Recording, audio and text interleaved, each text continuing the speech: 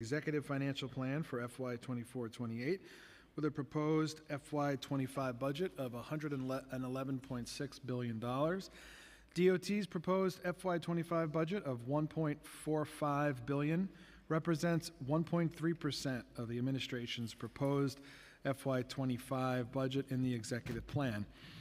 This is an increase of $43.4 million, or 3%, from the $1.4 billion originally allocated in the FY25 preliminary plan. This increase is mostly due to funds for collective bargaining costs, increased costs for road resurfacing, conversion of Staten Island ferry boats to bio-renewable diesel, and an adjustment in utility costs.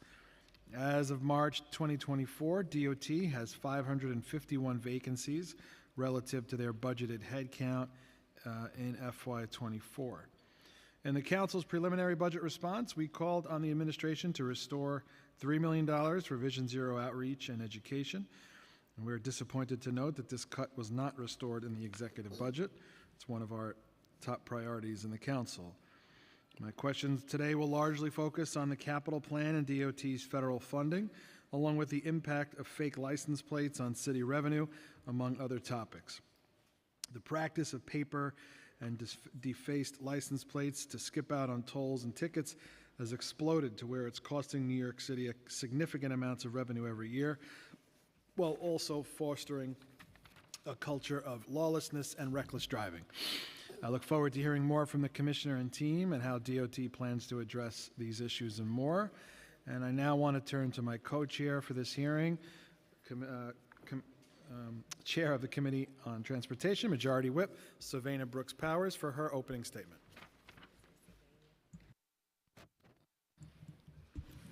Good morning and welcome to the Committee on Transportation and Infrastructure's joint hearing with the Committee on Finance on the fiscal 2025 executive budget for the Department of Transportation. My name is Savannah Brooks Powers and I chair the Committee on Transportation and Infrastructure. Today, we will hear from the New York City Department of Transportation on its $1.5 billion fiscal 2025 executive.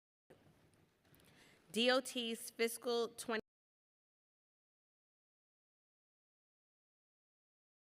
$1.40 billion fiscal 2025 budget as of the preliminary financial plan presented in January. The DOT's capital commitment plan totals $10.37 billion across fiscals 2024 to 2028.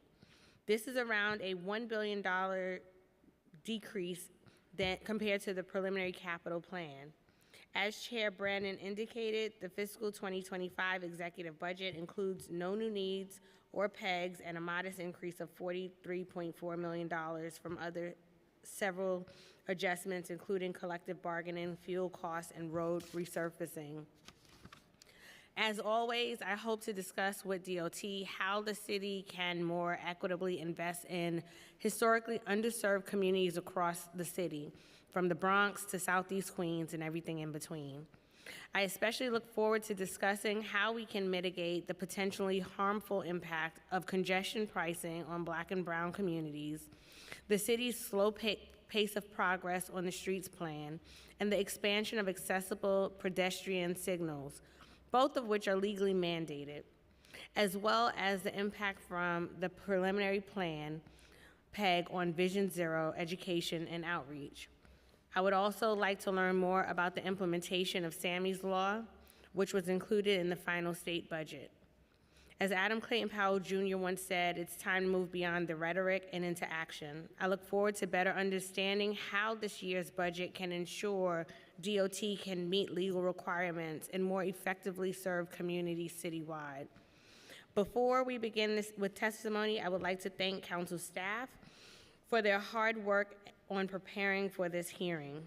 Our finance team, including Chima Abachir, Julia Haramas, and Adrian Drepal. Our legislative team, Mark Chen, Connor Mealy, Kevin Katowski, and John Basile. And of course, my staff, including Renee Taylor, my Chief of Staff, and Kiera Powell, my Communications Director. And with that, I will now pass it back to Chair Brannon. Thank you, Chair. We've also been joined by council members Salam and De La Rosa. Before we get started, my thanks as well to Julia Haramis and Adrian Trapol from the Council Finance team for preparing for today's hearing, Committee Counsel Mike Toomey, my Senior Advisor John Yedden, all the finance analysts who support the hearings that we're doing over the next couple of weeks and work very hard behind the scenes. So I'll now turn it over to Committee Counsel Mike Toomey to swear in the witnesses, and we can get started. Good morning. If you raise your right hands, please. Do you affirm to tell the truth, the whole truth, and nothing but the truth before this committee, and to respond honestly to councilmember questions? Idanis Rodriguez, Margaret Forgione, Paul Ochoa, Eric Beaton, Ricardo Rodriguez. Thank you. You may begin. Powers, Morning Chair Bruce Powers, and Chair Brannan, and members of the Committee on Transportation and Infrastructure and Finance. Ani Danis Rodriguez, Commissioner of the New York City Department of Transportation. With me today are First Deputy Commissioner Margaret Forgione, Executive Deputy Commissioner Paul Ochoa, Deputy Commissioner of Transportation, Planning and Management Eric Bigton, and Assistant Commissioner for Intergovernmental and Community Affairs Rick Rodriguez. Thank you for the opportunity to testify on behalf of Mayor Eric Adams on DOT's fiscal year 2025 executive budget and fiscal year 2024-2033 capital plan. This budget will allow DOT to continue to provide for the safe, efficient, and environmental responsible movement of people and goods around New York City. As you know, we are responsible to manage 27% of the land of our street, while also being fiscally responsible with our spending. We appreciate the Mayor's continued investments in DOT during these difficult financial times. You can see a peer chart showing the breakdowns of the $1.4 billion FY25 expenses budget. You have in your testimony, it is in the screen for the purpose of time. I'm not going to be reading one by one because you have those information there. But that money will allow for us to have all the resources that we need for our expense. You can also see the chart showing the breakdown of the $26.5 billion FY24, FY33 capital plan. DOT approved $26.5 billion FY24-33 capital plan, include the breakdown that also you have in your testimony is showing over there, and with the resources that we need to take care of our resurfacing our bridges, street reconstruction, and many other responsibilities that we have in our agency. When it comes to improving New Yorkers get around, DOT continue to make traveling around the city more efficient for all New Yorkers. With congestion pricing scheduled to begin this summer, the agency has placed particular focus on providing New Yorkers with convenience, safe, and reliable travel options to get into and around the Manhattan Central Business District, CBD. Doing so is critical to the lives and livelihood of New Yorkers from every community across the 5 boroughs. Last week, we released, and you have a copy of those, and the council has a copy. If you don't, more than happy to send you one. The Connecting to the Core, a plan highlighting existing and incoming projects to support multiple modal transportation to the Manhattan CBD. The report highlights 47 bus, bike, and public realm projects that have been implemented since the authorizing state law for congestion pricing passed in 2019, and 37 new projects for which the agency plans to begin public engagement in the month ahead. Here is, again, the photo of the recently released Connecting to the Core Action Plan. These projects include major safety and transit enhancements on 2nd, 3rd, and 10th Avenue, including extending dedicated bike and bus lanes, expanding pedestrian space, and shortening crossing distances, as well as a new effort to look a cross-town bus priority, including a busway or other improvement to 34th Street. They also include projects to allow safe access to and across the East River bridges, public realm and pedestrian improvements around the city's major transit hubs, and a bus priority project far from the CBD to improve the journeys to subway and commuter rail that take many New Yorkers into the zone.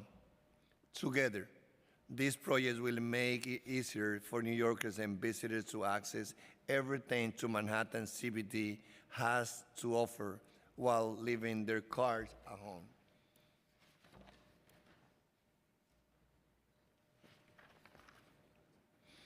The agency also improves travel around the city through so many of our other programs. We are working to expand City Bike and incorporate previously underserved parts of the city while adding more capacity to the parts of the system with the highest demand. At the present, more than half of the New York City residents live within 5 minutes walk or walk of a City Bike station. And we have started work on the next generation of greenway planning around the city, including ongoing community engagement for a new Harlem River Greenway in the Bronx to better connect from Van Collen Park to Randall's Island, to enhance accessibility throughout the city. DOT continues to install and upgrade pedestrian ramps to create an accessible transition between the sidewalk and the crosswalk, install accessible pedestrian signals to provide information in non-visual format, and enhance accessibility at bus stops.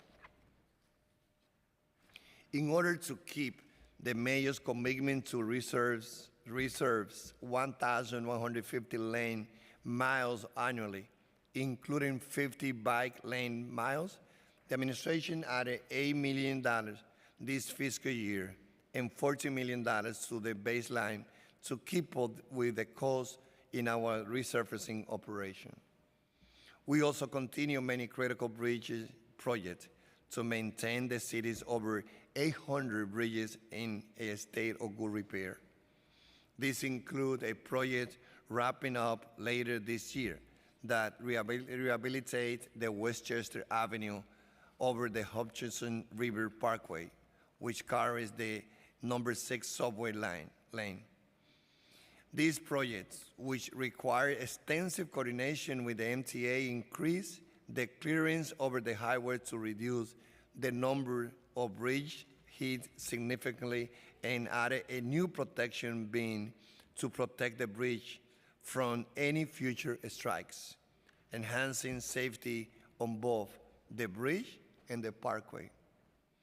On the Staten Island Ferry, DOT continued to provide free services between the St. George Ferry Terminal on the Staten Island's North Shore and the Whitehall Ferry Terminal in Lower Manhattan for over 45,000 passengers on an average weekday.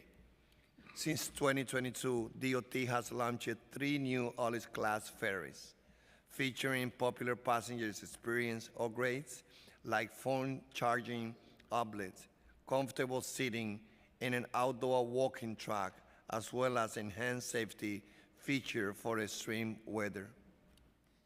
Here is a photo of the newest All-Class ferry, the Dorothy Day, sailing by the Statue of Liberty, as well as a photo that as we hold the press conference together with Mayor Eric Adams, when the contract with all those captains in the ferry was already done. When it comes to curb management and freight, DOT is also taking bold action to better manage the curve to reduce congestion, double parking, and vehicle emissions. In March, we officially authorized the use of more types of e-cargo bikes on New York City streets and established key safety standards. The new rules will make delivery safer and more sustainable by increasing low or non-emission options for freight deliveries, thereby reducing the number of large delivery trucks on our streets. Last month, DOT, along with Mayor Adams, launched the Locker NYC, the first one in the nation, a free pilot program that will allow New Yorkers to receive package secured in lockers installed on sidewalk while consolidating deliveries at central location to reduce delivery truck traffic.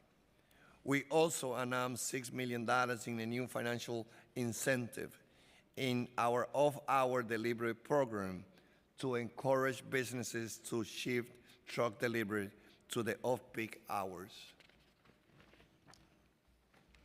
As required by Local Law 171 of 2023, DOT is working to redesign the city truck route network to enhance safety, increase visibility, reduce traffic congestion, and improve the overall freight network. Last week, we launched a public feedback portal for the public to learn about the city truck route network and provide feedback. I'm also happy to say that DOT, in partnership with Economic Development Corporation, recently won $15 million grant from the U.S. DOT to build a first-in-the-nation freight-focused electric truck and vehicle charging depot at the Hunt Point Food Distribution Center in the Bronx, the busiest heavy trucking destination in the state, and to take an important step in transforming the city parking management system. Today, at 7:30 a.m., we kick off this program to upgrade the city's 14,500 parking meters to the new pay-by-plate technology. This transition to a license plate-based system will improve parking enforcement and end the need to display a paper receipt on the vehicles. We were creating so many receipts as we went to pay the meters and taking the receipt and put in the top of the car, that if we were added those receipts, we could go from here to LA. So from now on, when people pay by plate, they don't have to go back to put the receipt inside the car. And we are starting in North Manhattan, and in the next few years, we will keep going through Manhattan, going through Staten Island, Brooklyn, Queens, and the Bronx, until we change the whole way of how we pay our meters. When it comes to Vision Zero, turning to our Vision Zero, I want to acknowledge the difficult year we are having in our work to reach zero traffic fatality in New York City. So far this year, we have seen far too many people lose their lives on the city street. The loss of our family members, friends, and neighbors underscores how important our work is and the urgency it requires. Yes, last year in 23, we had a better year than ever. Last year, we had the lowest numbers of pedestrian fatality of the last 113 years since we started collecting data in our city. But one death is too many for Mayor Eric Adams, for myself, and I know for everyone at the council and the administration. The Adams administration is committed to getting critical safety projects in the ground. The FY24-33 10-year capital plan invests $4.7 billion in Vision Zero, and our expense budget invests an average of about $560 million annually. So this number is important for us to remember, because a question always will come: how do we use money from a speed camera, from red light camera? So this is how much we invest when it comes to our Vision Zero. $4.7 billion in Vision Zero in the 10-year capital, $260 million annually on expense. We are undertaking a number of critical street safety projects throughout the city, including breaking ground on the fifth phase of our Grand Concourse Great Street Reconstruction Project this fall. This project will deliver great separated bike facilities, pedestrian safety improvements, and new street, and planting to historically underserved communities in Fordham and Bedford Park. The majority of recent fatalities have occurred at intersections. This underscores our commitment to make safety improvements at 2,000 intersections each year. We design improvements like raised crosswalks, leading pedestrian intervals, and sidewalk extensions, as well as daylighting to improve visibility between pedestrians and drivers in 1,000 of those locations, which we know is a particular importance to the council. Thank you for the level of advocacy and how hard you work for us to get to those 1,000 intersections. These troubling trends also show just how important it is to reauthorize and expand the city red light camera program. Last year, we saw the highest numbers of deaths related to the red lights running over record, 29. And all those fatalities were at intersection with no red light camera. The current program, limited to just 1% of intersections with signals, is too small to have a wider effect on deterring dangerous driving behaviors. We need the council hub to enhance safety on our streets by passing a home rules S2812, sponsored by State Senator Andrew Gornaros, and A5259, sponsored by Assembly Member Jeffrey Dinwiddie. Beyond the focus on intersection, the Adams administration is responding to these troubling trends in targeted ways. For example, to address rising e-bike fatality on daily single bike crashes. As you know, from those 30 cyclists that we lost last year, 23 happened with individuals using electric bike. And we also started the e-bike safety initiative. We launched Get Smart Before You Start, a new public educational campaign to inform e-bike riders on how to properly accelerate, brake, and operate at an appropriate speed. But the campaign also educates those who use electric bike to look for pedestrians too. Lastly, on Vision Zero, I would like to take a moment to celebrate the recent passage of SAMI law on the state budget. The important measures give DOT further flexibility to set speed limits in thoughtful, targeted way to keep New Yorkers safe. We are extremely grateful for the years of advocacy of Amy Cohen and family for safer streets and transportation alternative that got this over the finish line, and look forward to working with communities and local elected officials on any future speed limit change, as well as comprehensive project to make our streets safer. As we know, the DOT will be able to go deeply lowering the speed limit around the school, senior center, and park, but to lower the citywide speed limit, the council is the one that will have to make that decision. Turning to the public realm, this administration continued to reimagine the use of public space. Last month, DOT celebrated the largest open street, car-free Earth Day to date, with 53 car-free streets and plaza throughout the 5 boroughs. But also we improved the level of activation. Last year we had like 60 activation the car-free. This year we had like 250. And those activations reflect the diversity of all culture that we celebrate in our city.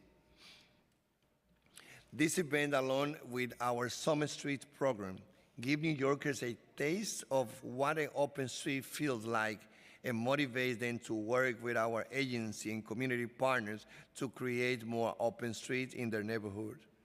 The event also kicked off the start of the open street season with 132 initial locations, including 2,000 new locations, with more to come. DOT also recently announced that we are expanding the resources available to public space in under its resources neighborhood. Through the Public Space Equity Program, DOT will distribute new tools and services to open street, plazas, and other public spaces that will be selected based on partner capacity, site contest, and DOT equity goals. We are also accepting applications from restaurants for the Dining Out NYC program, the nation's largest and the best outdoor dining program. Earlier this week, we announced the Dining Out NYC Marketplace, an online marketplace for the restaurant to find vendors offering a range of services, including installation, storage, and design of outdoor dining materials and furniture. When it comes to the NWBE, under the Adams administration, DOT has been a leader in minority and women-owned business enterprise, or MWBE, contracting investments. I'm proud to say what I also shared with you before.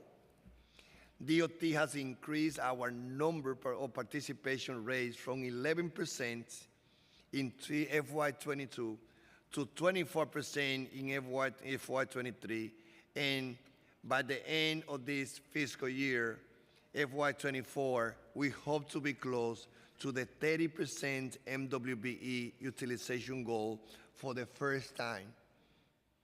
To do this, we are advertising our procurement in community and ethnic media outlets, using our social media platform, and going to local communities across the city to show how to do business with DOT. That particular photo that you see there is what I started when I became a commissioner, doing annually doing business with DOT, bringing Michael Gardner, the director of WBE, Lisa Flores from the Mayor Office of Contract, Commissioner King from SBS, and hundreds of MWBE already certified, or those who would like to be certified. They have that opportunity to be connected with all the opportunity that we have at DOT. In conclusion, I would like to thank the council for the opportunity to testify before you. We are so proud of the work that the almost 6,000 men and women at DOT do every day to keep this city moving. We thank the council for your partnership in ensuring we have the resources we need, and look forward to continuing to work with you to make this city safer, more equitable, and more accessible for generations to come. We will now be happy to answer any questions. Thank you, Commissioner. We've also been joined by council members Narcisse and Farias. Okay, I want to jump right into, thank you for your testimony. I want to jump right into the DOT capital plan. The DOT's executive capital commitment for fiscals FY24 to 28 is nearly 9% less than the preliminary capital plan. It's a decrease of just over $1 billion. In addition to the decrease, a significant amount of capital funding was pushed to the out years. So could you talk a bit about why there was such a large decrease in the DOT's capital commitment plan? Yes. I will start, and then I would like also to pass it to Paul Ochoa, our Deputy Commissioner oversees Finance and Budget, and then Margaret Figioni, who also can add it. Where are we when it comes to the operation? Look, we know we were there. We've been there. We were there together. And we know that when we are at BNT, we are in leadership, we had to make decisions. We went through a tough fiscal challenge in the city. We feel that the cut that we did in the capital, definitely more is always better. But as a city that we have unlimited resources, we feel that we have that we know to keep our operation. But Paul Ochoa from Budgets and Finance, I think can be added a little bit more than Margaret from Operations. Hey, Chair. Good morning. It wasn't actually a cut; it was a stretch. So the first thing we did was align capital projects to their current timelines to ensure that the projects we have funded in the capital plan are actually aligning with construction timelines. In that, we moved funds around to align them, which means we pushed funds to the out years. It is not a cut. We've also, in conversation with OMB and City Hall, we've gotten commitments that if the projects move forward in the timeline that they should, we'll be able to move that money up into the inner year window. So I wouldn't call it a cut necessarily. It's a stretch exercise. The city did have some debt capacity issues that luckily were resolved in the governor's budget, but we do have that commitment from OMB that we'll be able to move money around as needed. Was it a systematic approach or project-by-project assessment, or did you determine it? Did OMB determine it? No, we did. What we do is look at all the divisions. We ask all the divisions with capital projects, bridges, street reconstruction, SIM, to tell us where that we are on the projects. From there, we say, okay, well, this is where the project is in terms of construction, and this is where the project is in terms of the financial plan, and we align those. We did not touch any projects, for example, that were close to registering this year or close to registering next year, in order to give us that flexibility and not make this budget exercise have any impact on the actual deliverable of projects. Did you look at borough equity? Yeah, absolutely. I mean, this is one of the core functions we do at DOT. We don't see any sort of inequity in terms of the capital plan. We look at everything, but again, the stretch exercise should not have any impact on timeline deliverables for the specific projects. Okay. Chair, if you don't mind, since Margaret is our president of the First Deputy Commission and that oversee all operation, probably she can add about how Sure. are we managing those. Thank you. The one thing that I would add to what my colleagues have said is that we have not sacrificed or compromised any of our core services that involve capital funding. So we haven't reduced paving, we haven't reduced street light or traffic signal installations. We also very closely watch the inspection and the rating of all of our bridges to ensure that no work that needs to happen on a bridge to ensure public safety is delayed. Thank you. That's helpful. Let's talk about federal funding. How much federal funding is DOT anticipating for FY24 and 25? Again, I'm proud of the work that led by Paul, Jogis, and the whole team, Elizabeth, Igor, who is the team who get those work to be done.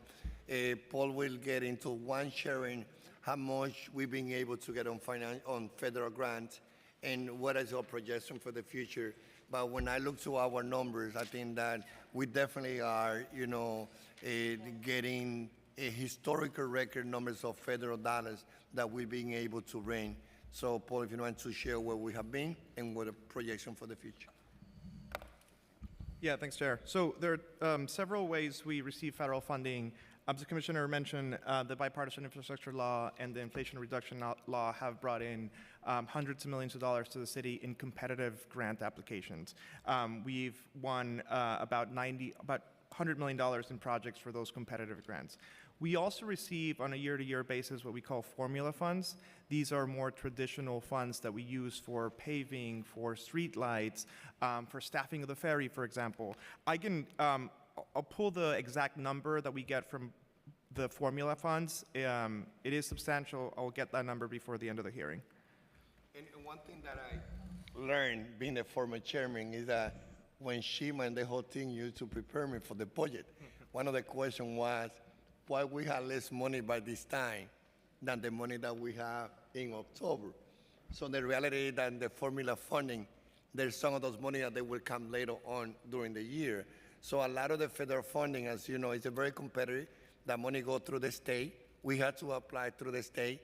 There's so limited, but I feel that resources that come directly, that we can apply directly from the U.S. Department of Transportation to New York City. But I feel, again, we had a great team, and we've been getting a good amount of dollars of federal grants.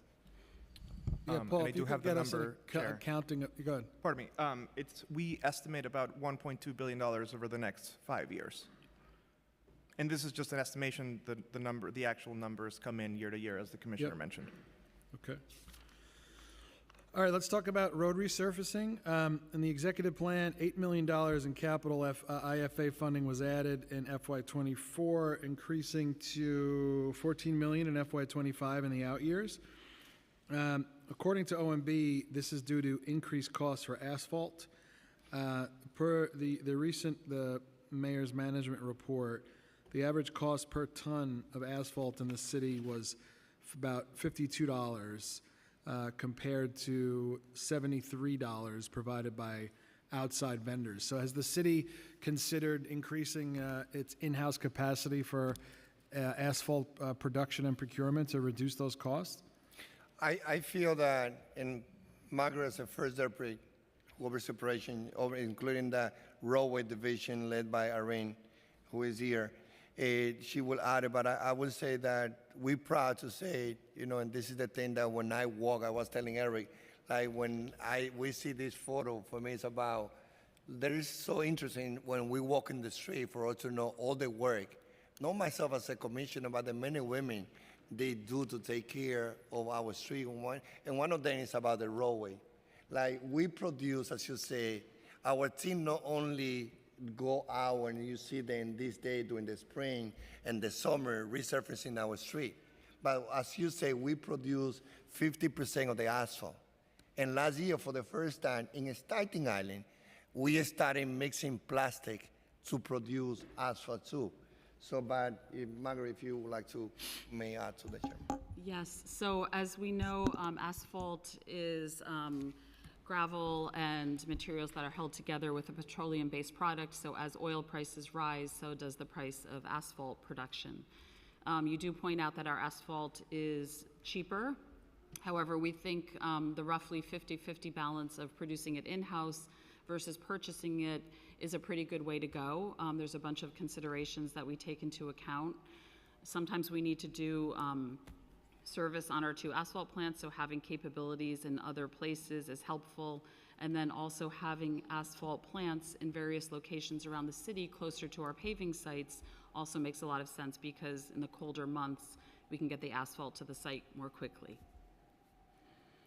Is there a goal to get to 100% in-house, or that's not really the goal? We have not stated that that's a goal, no. I think that this is conversation. Again, we definitely can have it. We feel that we always work, led by Margaret and the team, Arena, on roadway. Again, not only having our team to work on the street, resurfacing, but producing the asphalt. Yeah. And one thing that probably we should do one day is to visit the plant. So that also offer for you and the chairman for us to go and see the whole operation. We think that that our plan of producing 50% allow for us to keep a good balance on how much we spend it. Moving forward, we can have conversation. It will mean continue grading, continue investing more, identifying sites. Everything is possible, but we feel that producing 50% allow for us to have a good control of how much we spend for the material that we use to pave our streets. I got a couple more. Let's talk about the Staten Island Ferry conversion to the bio-renewable fuel. The executive plan includes $1.4 million in city funds in FY24 and $6 million in baseline funding starting in FY25 for motor fuel. According to OMB, this funding relates to the conversion of the Staten Island ferries to bio-renewable fuel. Can you walk us through the conversion plan and the timeline? This is incredibly exciting. Yes, we are piloting the usage of biofuel for the ferries team. We tried it over the winter. It worked great. The costs are slightly higher, but we do expect that cost to come down eventually as it becomes more available. I think it's not just the ferry. We're working closely with DCAS. They're the ones leading the citywide efforts to increase the use of biofuel. Sanitation uses it, fire department uses it. So it's a very exciting move that the city is undertaking. How many Staten Island ferry boats are currently in operation? Are any of them working on biofuel right now? Right, we're only working with one of the ferries with the renewable diesel right now. How many ferries do we have? I think we have about 14, but let me confirm the number. But just one is operating with biofuel? Yes. Okay.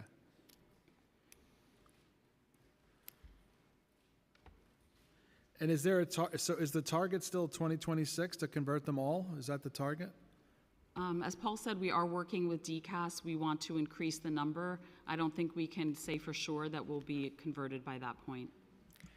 Yes, Chair, our understanding is that the supply is not quite there yet, but we do expect that New York City will set the market for to be able to produce, for producers to provide that biodiesel. Okay. Okay, I want to talk about the fake license plates and the impact that they have on revenue collection. Regardless of how you feel about congestion pricing, according to an audit by the city controller, defaced, obscured, and fake license plates have cost the city upwards or over $100 million a year in revenue. And the proliferation of fake and defaced plates has, really gotten out of control. And I think while there have been occasional crackdowns, they're not enough to truly address the issue. I think the city is leaving a considerable amount of revenue on the table by not addressing these fake plates. And I think, I don't think the crackdown is really the answer. I think it's really gotten out of control, and any driver could tell you that. I think we need upgraded technology to better address these enforcement challenges. I know that cars sold since 2019 are all connected via this GPS telematics API technology. And I know that there's a new RFP coming out on the cameras. So are we upgrading the cameras in light of this? Are we exploring the updated camera technology that would allow, basically what I'm told is that this technology, it doesn't matter what your license plate says, or it's defaced or whatever it is, this technology would be able to tell whose car it is, who owns it, and you could properly toll or ticket that person. Yeah, first of all, this is like a real issue that Mayor Eric Adams and Governor Kathy Hochul, they've been taking very seriously. As you know, during COVID, there were so many cars with those fake plaques everywhere.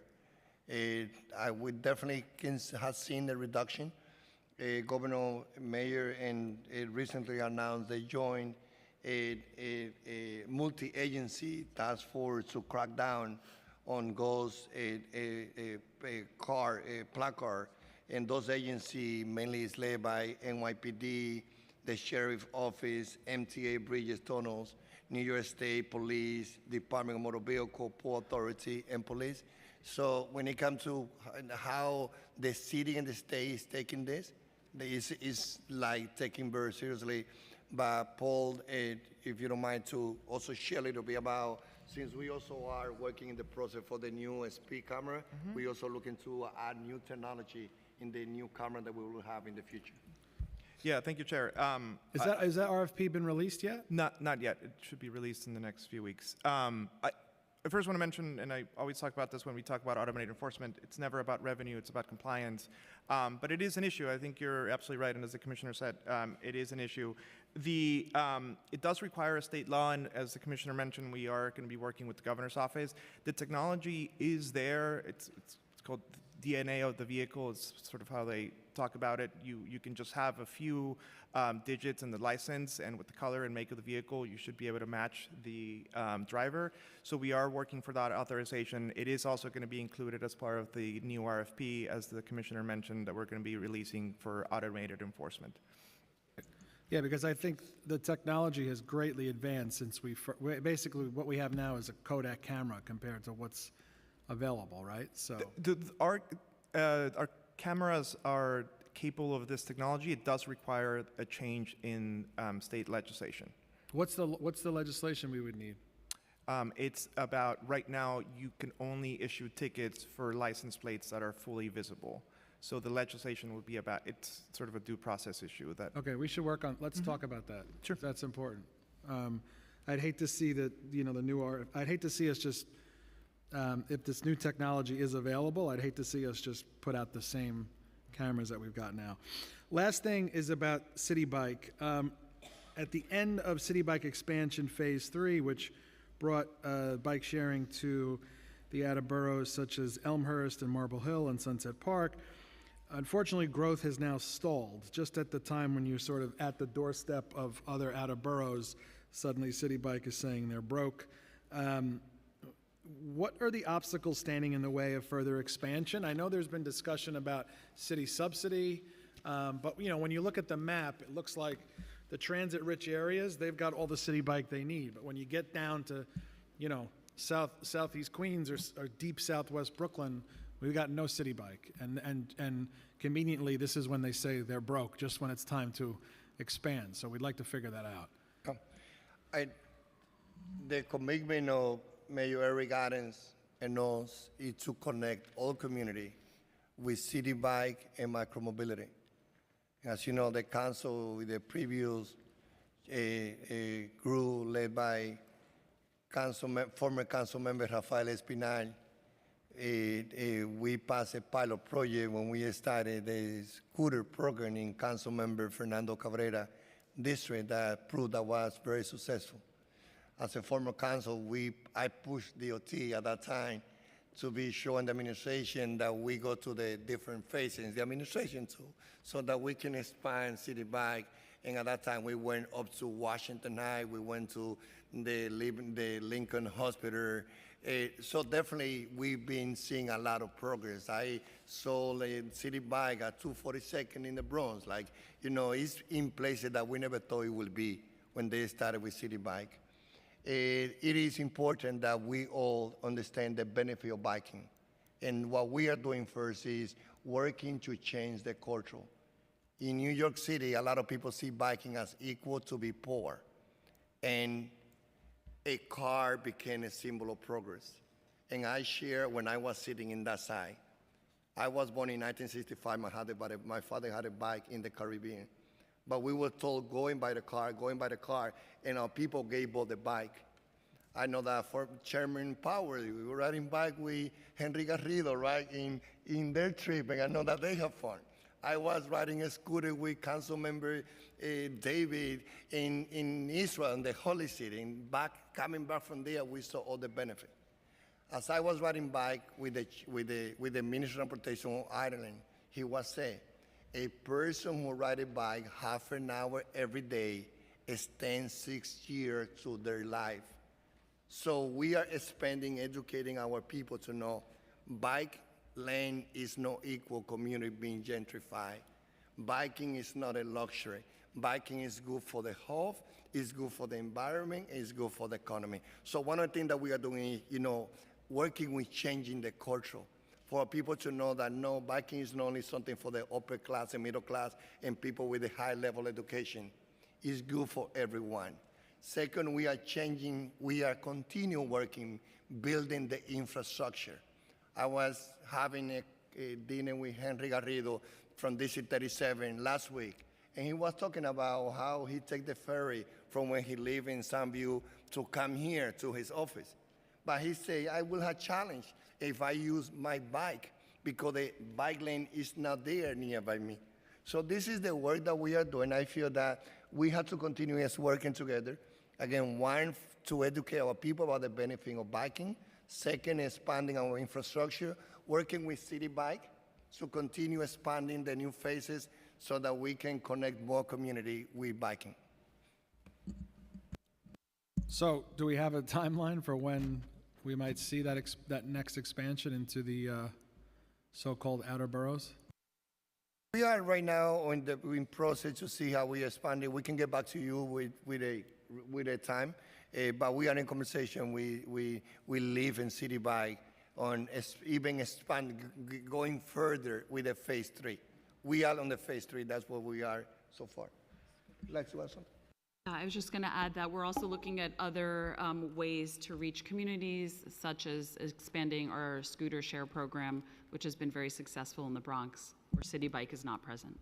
Look, I think we've come a long way, and I think, from my district, people want more City Bike now, which is a big change from how it was, say, 10 years ago or whatever. But it's frustrating to see that map. And just when it starts finally making some progress in southern Brooklyn, City Bike says they're broke. So it's hard for us not to sort of take that personally. And I think, as you know, the mayor, Deputy Mayor Yoshi and I, we announced in Queens one of the most ambitious plan for the Greenway in Queens. We also announced with the mayor in the hybrid park, last year, and we went back to announce how we are getting the community engagement to think about building the Greenway from Van Collen Park to Randall's Island. We're talking about 8 miles that we also see as potential places where we also can connect those 8 miles for our New Yorkers to, especially those in the underserved community, to have the same access to walk, to bike. So it's about, again, working. I think that we have the best public-private formula with City Bike. At City Bike we live. We also doing our own investment and your support. It's critical. We know that when I did the bike lane at Dyckman, the community wanted to kill me. And now they see the benefit, though. So this is about, doing our work together to educate our community about biking is not equal community being gentrified. We can do it because it's good for our people, especially those who died during COVID with asthma and obesity. Die because, sometimes in those communities, working class, we have not built the infrastructure. So it's about building the infrastructure, and it's also about continue working, in this case, with the private-public formula with a City Bike. Thank you, Commissioner. I'm now going to turn it over to my co-chair. Before I do that, we've been joined by council members Hanks, Areola, Banks, and Stevens. Now I'm going to turn it over to Chair Selvina Brooks-Powers. Thank you, Chair. Commissioner, we'll just start with Streets Plan. The Streets Plan is an enacted law, but in DOT's most recent report released on the Streets Plan, the department admitted that it has only built 9.6 miles of bus lanes, or 19% of the requirement. The agency was also required to upgrade 1,000 bus stops, but has completed only 6.8% of the requirement. On the other hand, you've built out 58.2 miles of bike lanes, which is almost 72% of the requirement. Why have you been able to come closer to meeting the bike lane requirement, but not the targets for bus lanes or bus stops?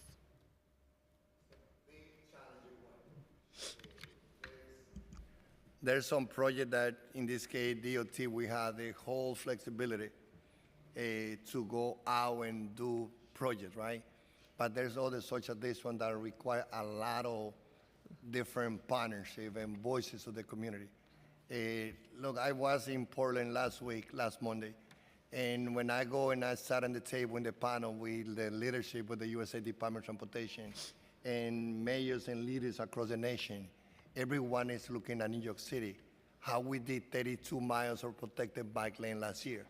That number is larger than the numbers of protected bike lane built by all largest city in the nation together. So we know that sometimes even our heart is about, we would like to support this bus lane or bike lane, but there's some bases that we also represent that say, no, we cannot support that bus lane or bike lane. So as a co-sponsor of the Street Master Plan that I was, as a chairman that passed that bill, my heart and my commitment is to work with the Street Master Plan. We feel that the 18 miles of protected bus lane, new or enhanced that we did last year, with the 32 protected bike lane, we definitely turned good number. When we met with the advocate, they understand that, yes, we had a goal and the law established how many we had to build, but also we focus on, not only the quantity, but also about the quality. How many ridership do we move? Even sometimes we do 1 or 2 miles of protected bike lane or bus lane. So yes, we have challenge in front of us. It's difficult to accomplish those numbers. It's not only about the DOT, it's about also getting the support of so many stakeholders. I mean, one would argue that you need to engage stakeholders on all fronts, but there has been a clear prioritization on bike lanes over bus lanes, where the buses are moving people in outer boroughs and communities of color, lower income communities, compared to where the access to, as Chair Brandon indicated, the bike sharing programs. And so What is the reason for DOT's failure to meet its mandated targets in the streets plan? Sometimes even support from local council members, elected officials in the community that they represent. As I say, when I did the bus lane on 181st, still even today when I take a taxi in my community, the taxi came to me and he said, why I cannot go straight at 181st from Broadway to Amsterdam? And I had to take my time to explain. Yes, because it takes 3 more minutes for you not to go straight to 181st, but to make the right turn and go through 180 to Amsterdam, and it will take you 3 more minutes. If you are inside the car, you had a good air condition, you had a good heat, you can put your music. But those who came out from Some the one cars. train at 181st and Nicholas Avenue, that they were waiting for 40 minutes to take the 13, the 36, and with the bus lane, they reduced the time by 20 minutes. Our policy is thinking about the majority. So sometimes myself lived that. Myself who did the bus lane already first, I did it without support of my community. I did the bike lane at one. There was people say we put ourselves in chain. We cannot allow. But a bike lane. Commissioner, So it's about opposition. Commissioner, and I have to in many stop you locations. there, because the law stipulates that DOT is mandated and required to implement bus lanes and bike lanes. It does not mandate the city council to do that. The city council passed this legislation for DOT to implement this. Yeah. There is a requirement on the agency to implement this.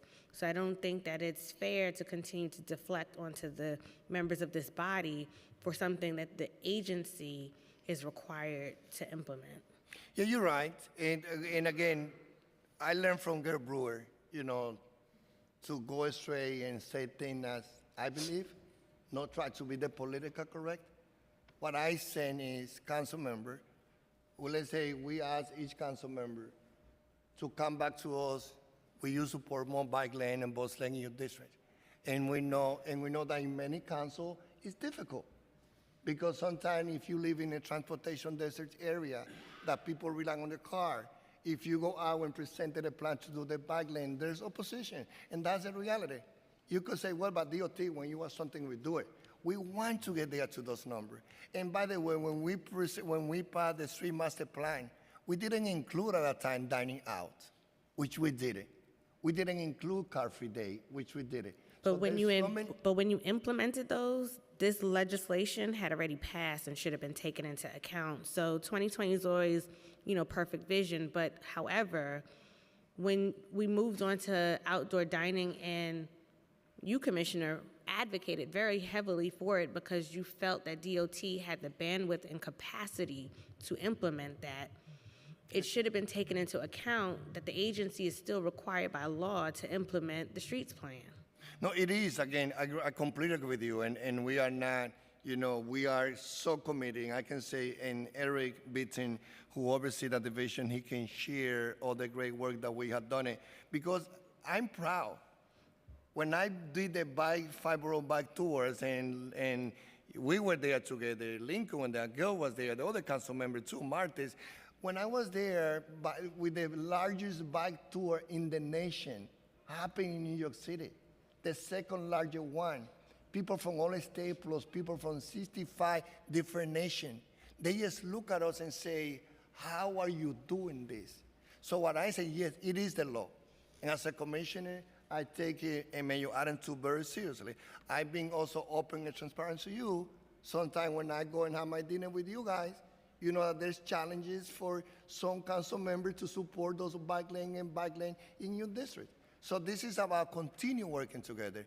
Yes, we pass the law. It is the law. We are committed to follow that. But we sometimes hit big and tough rock when we try to go through with bus lane and bike lane through different communities. I wanted to see bus lane affording. Like the offset bus lane makes sense. We couldn't make it. There was not the support there. So we are committed, but Eric, if you don't mind also to share a little bit and the information here on everything that we have done on the street master plan. Sure, and I especially want to highlight it, as the commissioner said, we care deeply about quality, not just quantity, that if all we wanted to do was, stripe miles and miles and miles, I'm sure we could do that. But we want to make sure that these are done correctly, that they're done safely, that they're done working with communities to make sure that they're done in the right ways. And we put a lot of effort into that. So But I only see that type of contemplation when it comes to the bus lanes. with the bus lanes, and you're right that the miles are lower, but it's also a good example of looking at the quality versus the quantity.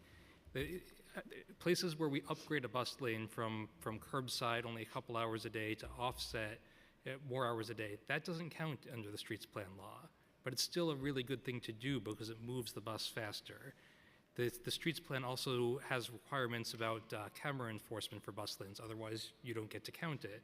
As Paul mentioned, we're working on a new RFP, we're working closely with the MTA to be able to get more camera enforcement out there so that more of the work that we do does count towards that target. So there's a lot of complexity to how we count those numbers, but the goal at the end of the day is to make sure we're benefiting as many New Yorkers as possible. So like this year when we upgrade the bus lane on 2nd Avenue, that's something that, first of all, benefits a huge number of people, the busiest bus route in the city. But we're not going to get credit for it because it already has a bus lane and we're just making it better. We still think that that's the right thing to do because it benefits the most people. But I think we're working very hard in the spirit of the law, and we're also trying to, with cameras and other things, make sure that we're meeting the numbers as well. Let me also share with you some other accomplishments. DOT made several street plant benchmark with record-setting numbers. We installed a record of 666,000 square feet of pedestrian space for a total of 1 million square feet since 2022. We redesigned 1,464 intersections. We installed a record 866 accessible pedestrian signal. On most benchmarks where we fell short of the goal, we increased our production over 2022, including the most protected bike lanes ever installed in a single year. DOT improved the lives of 300,000 daily bus riders in 2023, 44 million annual bus riders. We protect that have made their services faster, more reliable. We also made our goal of upgrading half of all delineated protected bike lanes in the city, over 20 miles, with starting material by the end of 2023. We've been widening the bike lane at 10th Avenue, 3rd Avenue. And also we are widening. As I said, I contend you guys have been doing a fabulous job with the bike lanes in terms of implementation. That's not my concern today, it's the bus lanes. But I just want to kind of move this along. During the preliminary budget hearing, DOT stated that funding was part of the issue preventing it from meeting the streets plan benchmarks. You also stated that sometimes more support is needed from communities where new bus lanes and bike lanes are created. Can you further detail the specific hurdles DOT has encountered in meeting benchmarks and what you are doing to address them? Also, I'm curious to know how much funding is budgeted in the executive plan for implementation of the streets plan, broken down by the fiscal year. And as it relates to the streets plan, how are you utilizing DOT's existing financial resources as effectively as possible? Say, we always can do more with more. But this is like when I was there and you were there, and you go through the last day of the budget negotiation, and you've been told you had $350 million distribute, but you had a need to $300 million. I mean, $1 billion. So I feel that the way of how, we run our finance, in this case, run by Paul Ochoa and the team, Elizabeth, allow for us to maximize every single dollars. We had to go through those pegs that, the city went through. And I feel that from the operation side, we had a great team. Margaret oversees all the 6 top operation units in our agency. So we are doing the best to accomplish all the goals that we have following the street master planning on the law that we have passed, where I am so lucky to be in that side, being prime or co-prime on those bills. So, but finance is always a challenge. We always can do more with more, but we are happy with the support that we've been getting from Mayor Adams as he increased our budget in 2022 by 18%, as he added $300 million at the beginning of 2023. Even though we went through a peg, but I can say that the mayor had put his money where his mouth is when it comes to support us for us to have the resources that we need to accomplish our goal. And just so I'm clear, because what I didn't hear was the steps that DOT is taking to manage the hurdles that you're facing in terms of implementation. What tangible steps are being taken? Right.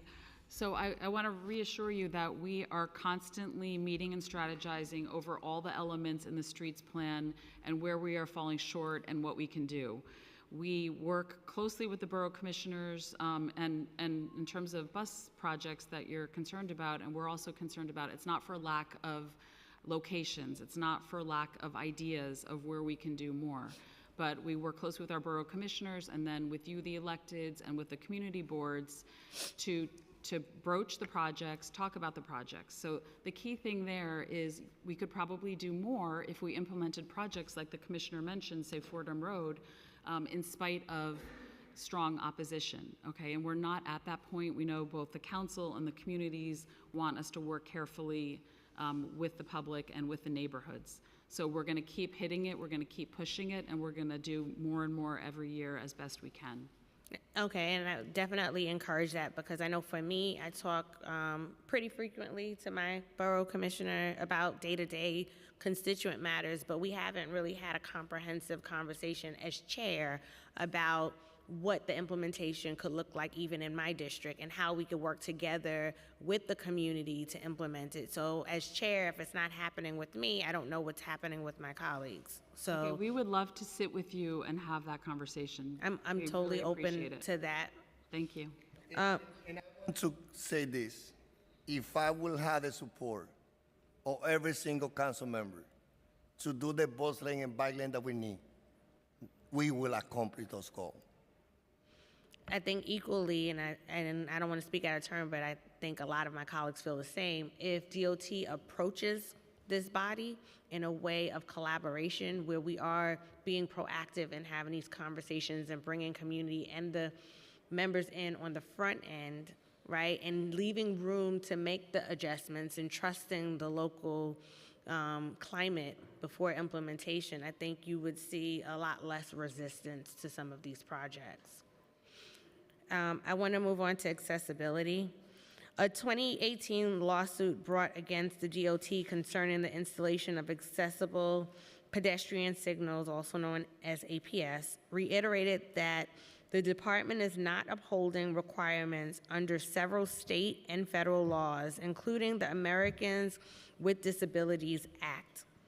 In his opinion, Judge Paul Engelmayerin stated that the city had violated the law hundreds of times by failing to equip the intersections with accessible signals so visually impaired pedestrians could enjoy the same level of mobility and safety as sighted pedestrians. The judgment set forth the requirements that APS be installed across the city, as well as outlining a detailed action plan to improve accessibility by installing APS at 10,000 signalized intersections over the next 10 years. By 2036, all signals in the city should be accessible.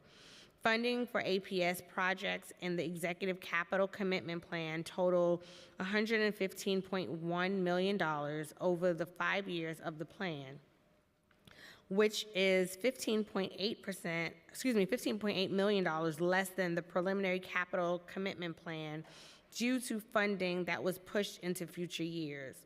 Why is DOT not prioritizing installations of APS on a more accelerated timeline? And last year, DOT exceeded their streets plan APS requirements by 73%. How were you able to do this? Can we expect to see an increased pace of expansion going forward?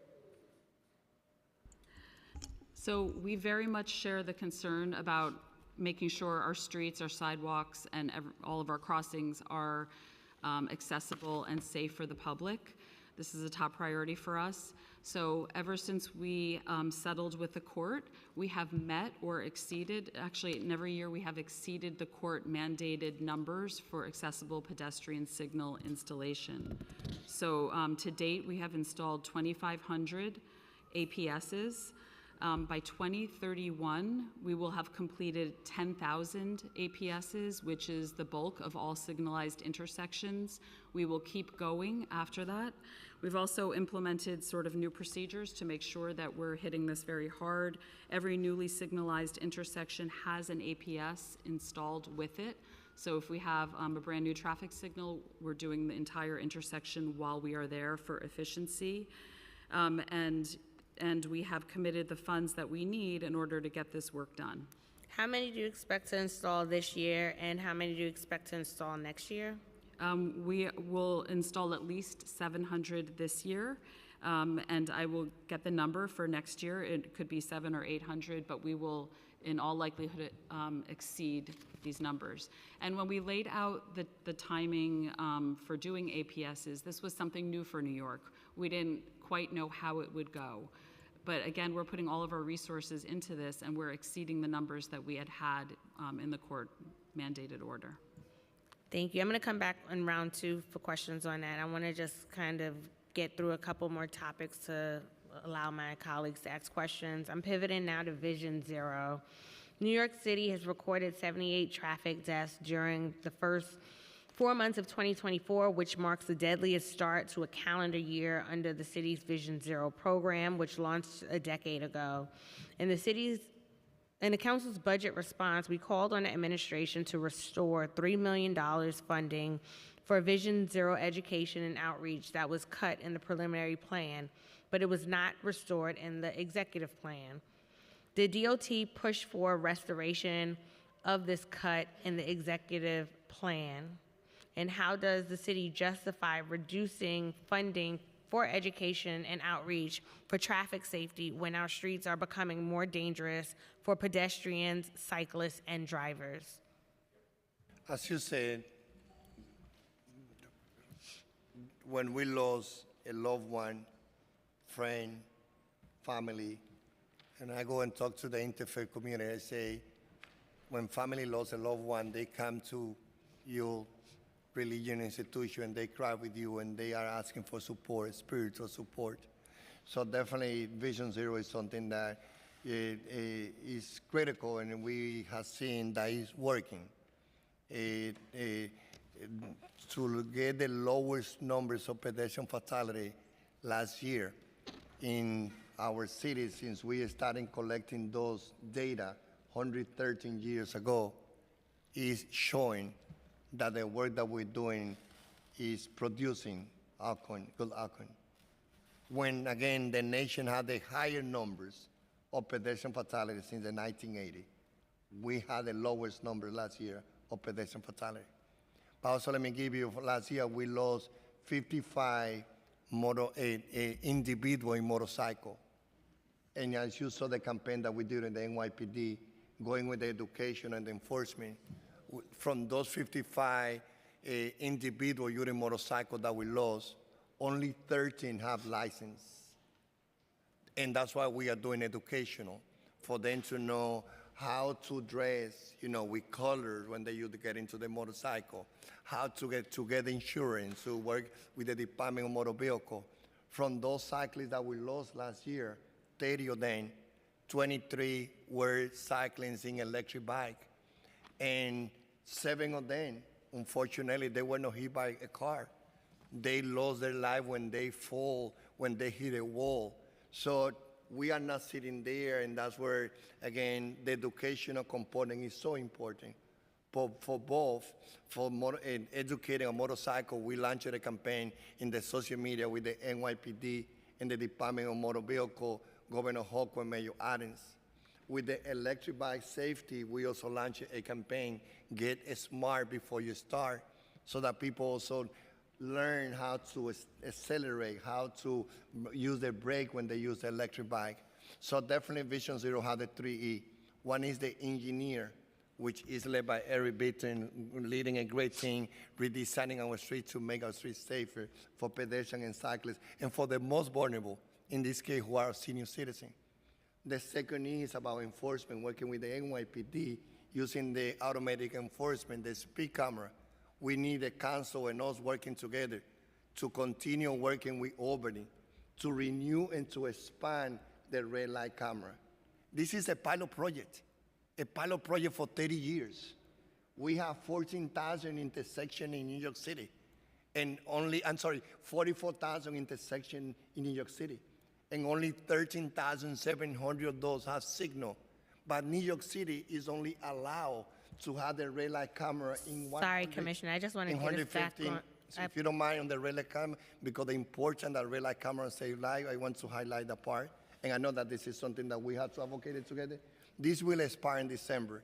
So we just need to work together again with the educational and the enforcement. Yes.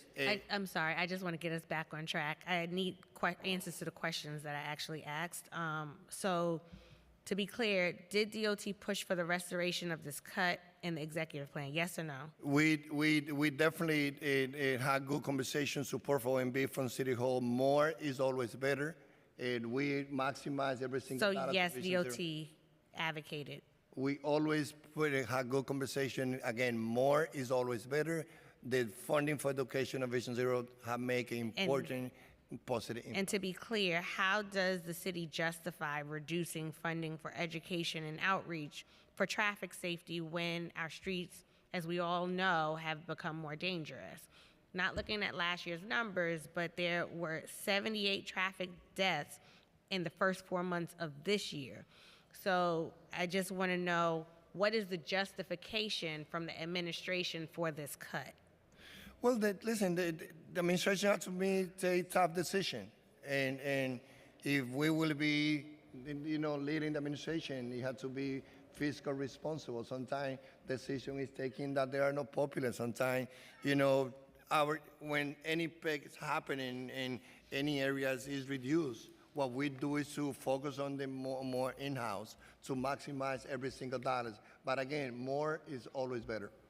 Given the record uptick in fatalities and the PEG, how does DOT plan to ensure that city residents benefit equitably from efforts to reduce traffic violence? Given the record uptick in fatalities and the PEG, how does DOT plan to ensure that the city residents benefit equitably from efforts to reduce traffic violence? Well, I got to say that I enjoy in this moment being a commissioner, because everyone know I've been very open. Everyone know my record. Very involved in civil disobedience. Very involved with community student activists, being the teacher, being the council member, making agency accountable. Like to move NWB from 11% in 2 years, in 11 months, to 24%. It takes a lot of initiative. And where I get also the support, the leadership that work with me at DOT. One death is too many, council member. As I say, what we are doing is working 24 hours redesigning danger intersection.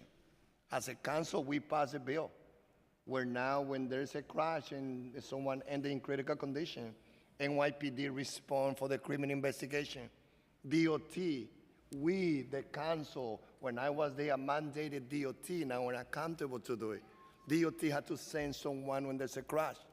And we look at those crashes from the perspective of looking at if there's any changes that we got to make. So we are taking the redesigning very seriously. But we also need hope, because like when we talk about, let's say, reducing the speed limit, some people come and say, oh, New York City, they don't want to drive. And when we're telling people, it's, well, we're saying drive in the speed limit. If you drive at 25, people are safer. The driver gets to a destination safer. Pedestrians and cyclists, they will not lose their life. So we are doing the redesigning. We're investing in the educational, but also we need to come together, all of us, and working with all the advocates, the interfaith, the cultural institution, to spend our resources educating our people about a street doesn't belong only to people that have cars. We need to protect pedestrians and cyclists. Thank you, Commissioner. I'm going to pause my questions for right now so we can hear from my colleagues, and then I'll come back to this. Thank you. Thank you, Chair. We've got questions. We've also been joined by council members Powers and Sanchez. And we're going to start with questions from Ressler, followed by Lewis. Great. Thank you so much, Commissioner Rodriguez and team, for being here. I'm going to try to cover 3 topics, so I'm going to ask for brief answers. I'm going to start by just showing you a video. Last week, no, a few days ago, we had yet another very scary crash on McGinnis Boulevard. This is McGinnis and Nassau. I imagine you've seen it already. We've had 140 crashes at just this intersection. We have a crash with a serious injury on McGinnis Boulevard, less than a mile long, every single week. We were told last year that City Hall was going to be reducing a lane of traffic south of Collier, between Collier and Meeker. We don't know what's happening now. We were promised an answer in the spring. My community is clamoring, demanding for safety on McGinnis. Is there any timeline when we are going to get an answer about whether this mayor is actually committed to making McGinnis safe? Just a timeline. Sure. So again, as you know, what we said in the fall was we were getting started on the north section, and we've done that. We think it's working well. There's a few more pieces to finish up. It's not what the community has asked for. As we said, we're evaluating all the data, and we will get back to everyone shortly with how we're going to move forward. No time frame. We'll get back to you soon. And the data from the fall and winter demonstrated that, in fact, a road diet would be an eminently reasonable policy. Is that right? We are going through the data right now. Okay, well, everything I've heard from folks who have looked at the data has told me just that. So we're very much hoping and expecting that a road diet is in the future in McGinnis Boulevard. Secondly, the BQE, everyone's favorite topic. There's just $174 million in the 5-year capital plan to fix the triple cantilever. Does that mean that there's no large scale, the significant amount of funding that you all have allocated is actually in the 10-year capital plan, not anticipated for the next 5 years?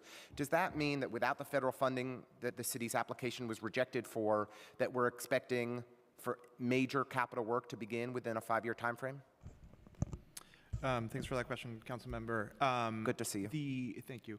The funding is currently aligned with the construction timeline of the BQE. The current funding we have is enough for all the interim repairs and all the environmental work that is happening.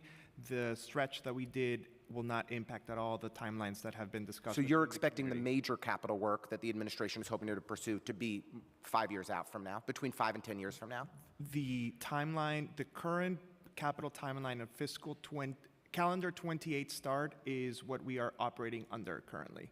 But only $174 million being spent in that. That is what we need to continue that work and lead up to that start date, yes. Okay. So we do not need the money earlier in the capital plan. Okay, because I think that the administration intends to come for parkland alienation and ULURP projects in the near future. It's good to understand that there's nothing happening for at least 5 years of substance. There's a lot of environmental work that is happening right now. There's interim repairs that are happening Which are important. right now. Right. If we get to a point where we need the money earlier, we have a commitment from OMB and City Hall to move that money up. Last question I just want to ask. I will say something nice.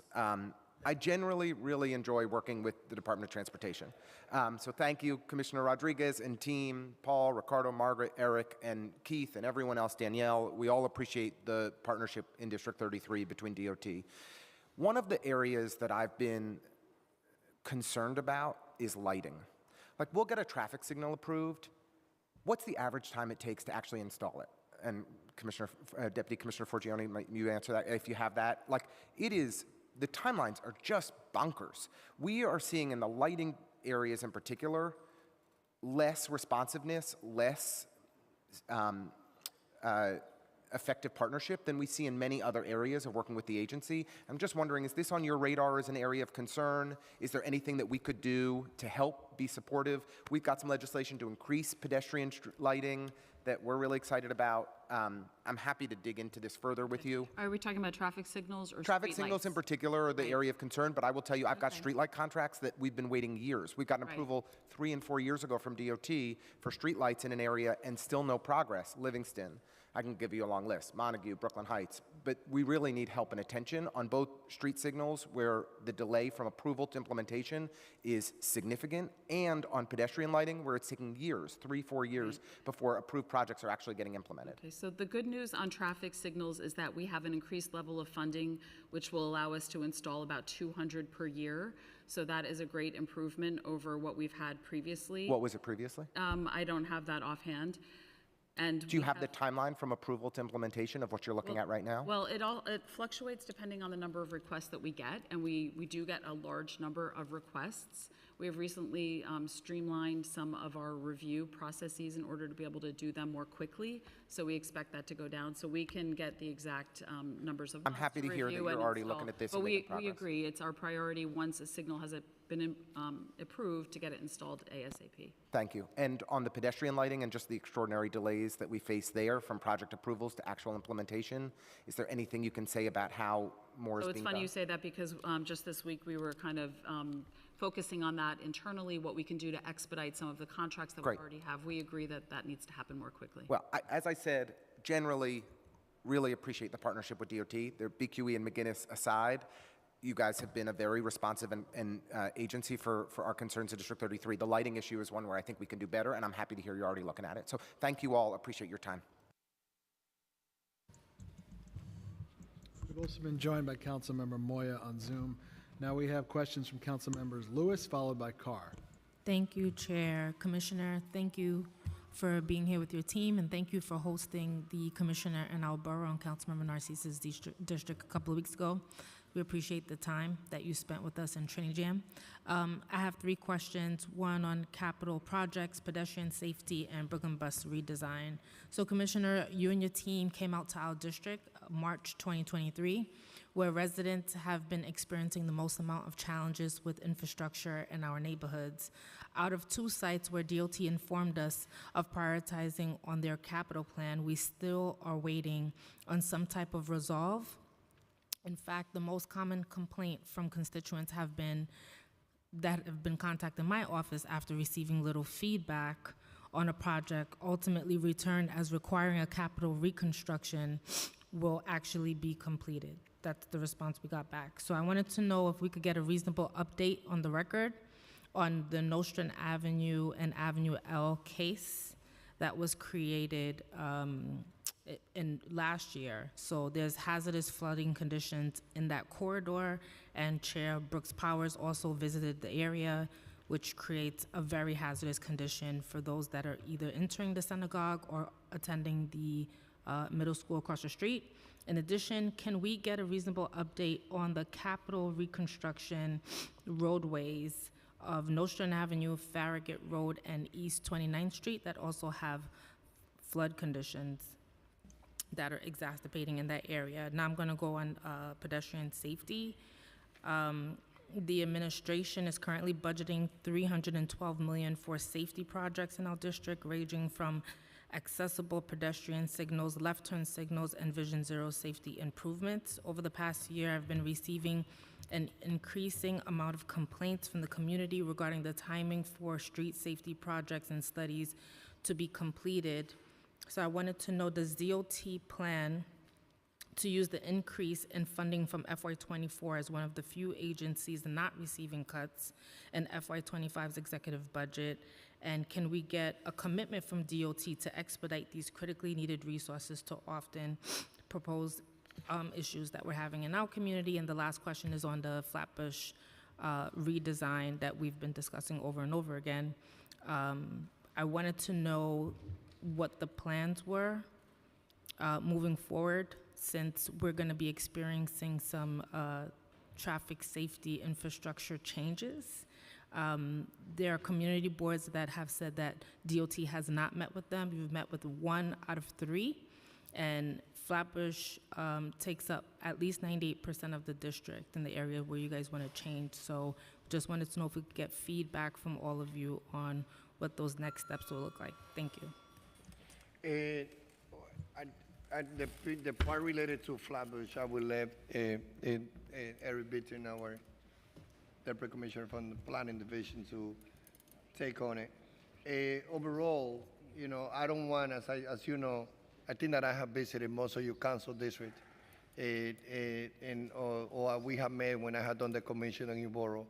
As Mayor Adams said, when Mayor go to town hall meeting, his whole approach about when any resident bring any concern, he want his team to immediately following up. So this also the same approach that, you know, following his leadership, I also do as a commissioner. I don't want to go to a council district, highlighting any issue that is important for you and coming back a month and not come back with a solution. So I Right. don't want to go back to your district seeing the same problem. So can we get a there's any- commitment there's on the any- record today? So, no, what I'm saying is if there's any, I will follow with the commissioner in the borough to see what is the specific, but where are we with the time frame. That's my commitment, because to get into the detail, I also need to speak to the commissioner. But on the Flatbush, Eric, if you don't want to take on that one. Sure, and as you know, Flatbush, a very important street, very busy bus route, very important for lots of reasons. The mayor announced this project a little bit ago. I think it took us a little while to get all the funding and the data together, but we are now re-engaging. We are working our way through the corridor. We haven't gotten to all of the boards in your area yet, but we will be, and we want to be kicking off that conversation. It's just very interesting how you can say, and I appreciate your response, but it's just very interesting how you could say that we're trying to get to all the areas in the district, but you're quick to put in a bike lane and, city bike, but can't have a conversation about new infrastructure coming to a district in an area that not only I represent, but some of the other folks here on this committee. And we have 3 community boards in my district. One was approached and not the others. So I don't think it's fair. I think you need to consider in the FY25 budget how much of those funds you could use to do a comprehensive outreach to the entire community. Yeah, absolutely, and we do have that in the works. We had to put together a contract to help analyze all the data. That took a little bit of time, but we are there now, and we are going to be engaging all up and down the corridor. Thank you. We have, again, more than happy to look in any area that we can improve, from the community engagement to following the project. Rick Rodriguez, our person who oversees the whole intergovernmental division, he knows when I go once a month, I spend the whole day in a borough. Right. So more than happy beside, that our team go through a community board. If there's any to all of you, if there's any particular need that you feel for me directly to go and meet, as we have met before, with some members of the community board that you have brought together to your office, I will follow with that one too. Appreciate it. Thank you, Chair. Thank you. Yeah, I would just say, Commissioner, I think, and I think you know this too, as we serve together, and certainly, I think you've done a great job, and your team has done a great job with trying to change that narrative. I think there's a long history of, at least for council members, that if DOT wants to do something, it gets done. If it's something that the council member brings to your attention, it's much harder to get done. And I think that's something that we have to work towards fixing, because if DOT decides that there needs to be some sort of safety changes made, it'll get done overnight. If we want to get it done, we've got to do 10 studies and whatever it is. And I think your team has been great with accommodating us where you can, but I think you'd agree. I mean, it's unfortunately, there's a history there with DOT with just, if they want to do it, it gets done. If we want to do it, it's much harder, much harder. Okay, questions now. We're joined by Councilmember Brewer. Questions now from Carr, followed by Narcisse. Thank you, Chair. Commissioner, good to see you. My question is about road resurfacing. What is the allocation for road resurfacing in the executive budget, and how many lane miles does DOT expect to resurface with that allocation? Yes, so the lane miles are 1,150. That's 1,100 miles plus 50 bike lane miles. In most years, we meet and plus exceed it, and we anticipate meeting it or exceeding it this year as well. Okay, well, I'd like to make a call for something a little bit more than 1150. 1150 historically is very good, particularly when you look back at the Bloomberg years. But I'll remind the folks here that, there was a commitment from the agency in the prior administration to do 1,300 lane miles a year as we approached the pandemic, and unfortunately, it was a casualty of the budget deficits at that time. And I think that this is important work because we did have a lot of work to make up for because of the substandard rate of resurfacing that was done during the Bloomberg administration. Is this something that you'd be willing to reconsider as we move to budget adoption? Right now, we have this consistent amount funded in the future years. We feel this is a good balance of numbers of lane miles resurfaced. Good indication of how well we're keeping up with our streets are pothole repairs. How many we get, how many are out there, how quickly we can get to them. We are in a pretty good place in New York right now, so we feel this is a good level of funding. I think that though, I still receive solicitations for additional capital allocations for more resurfacing in my district, so clearly more could be done and should be done. But this is a core mission of your agency. It's not something a member should have to allocate their own budget funds for. And I think that one of the other challenges we're facing, and I think we have to work together on, is the damage being done by utility cuts to the city's investment on our roads, into protected streets in particular. Our roads that you have done in the last several years, which were beautiful, are now being destroyed, even though you give plenty of time in between milling and paving for them to come in to do what they need to do. Could you talk about how you're trying to maybe address that issue? Yes, it's a very important issue. So as we know in New York, we're very challenged because everything is under the streets. Everybody needs to get to their infrastructure by cutting through our streets. We work very hard prior to paving to meet with all of our partners, whether it's Con Ed, Empire City, every single utility and every single city partner to let them know that we are planning paving in a certain area. Then, as some of you are probably aware, we have a period of time in between the milling and the paving, and that is the time we want everybody to come in and fix their structures in order to make sure that we don't have to go back and do it again. I think we have to do more to make sure that they're actually doing the work afterwards according to the standards of the law, and I'd love to talk to you offline a little bit about that moving forward. And my last question is related to the ferry labor force. Administration finally was able to end a decade-plus long stalemate with the ferry workforce in terms of a contract. So could you talk about how hiring up is proceeding and budgeted headcount for Staten Island Ferry, and whether you think you're going to be able to staff up so that we don't have these issues with staffing and having to cancel legally mandated services overnight? Yes, it's an important question. We are already seeing an improvement in the ferry. We have been bringing on dozens of people. I think last month, Paul, it was 40 or 50 people. It was actually 70 people that we brought in. We had a very big chunk of deckhands, marine oilers, and other titles. So we are looking much better in terms of ferry staffing, and we hope to provide that very consistent overnight service. That's phenomenal news. Thank you, Commissioner, for all your work, and for our Borough Commissioner and the good collaboration we have between our offices. Thank you, Chair. Okay, we have questions now from Narcisse, followed by Good morning, Commissioner, and thank you for coming to my district. And Trini Jam, the food was great, so I'm sorry I couldn't go to your birthday party. And I want to say thank you for working on MWBE. As you know, that's a great concern of mine, and make sure that we create opportunity for our MWBE. Coming to the question, I'm going to do like my colleague. I have a few. Given the recent tragic collapse of the Francis Scott Key Bridge, right?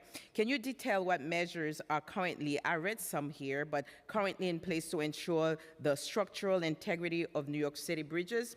Specifically, how frequently are these bridges inspected, and what criteria are used to prioritize maintenance and repairs? Additionally, what proactive steps are being taken to embrace the resilience of the bridges against unforeseen accident and natural disaster?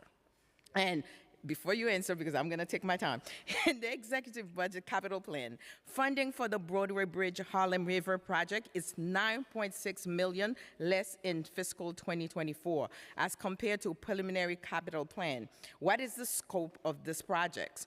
Why was funding in fiscal 2024 decreased? Is this due to a delay? Please detail.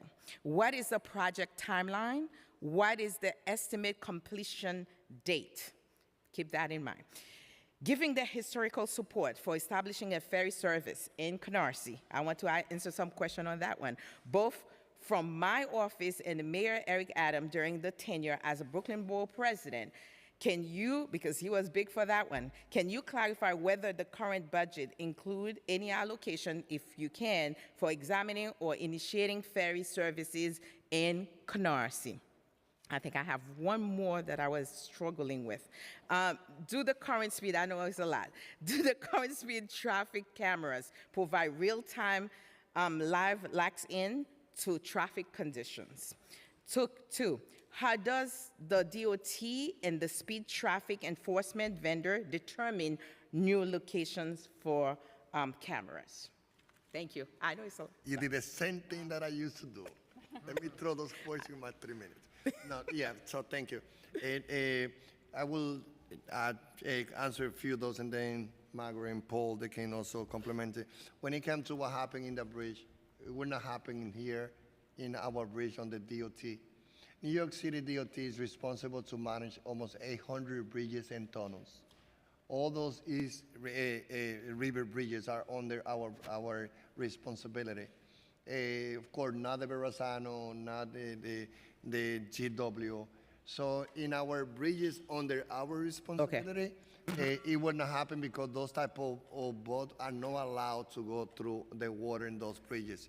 So that's one. And then with the ferry, that extension of the ferry is not on our portfolio, and that's EDC.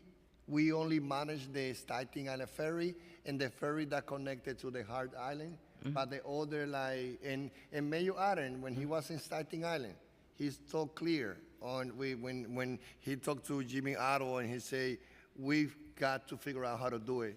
Give a big W win with the ferry, extending the ferry to Brooklyn.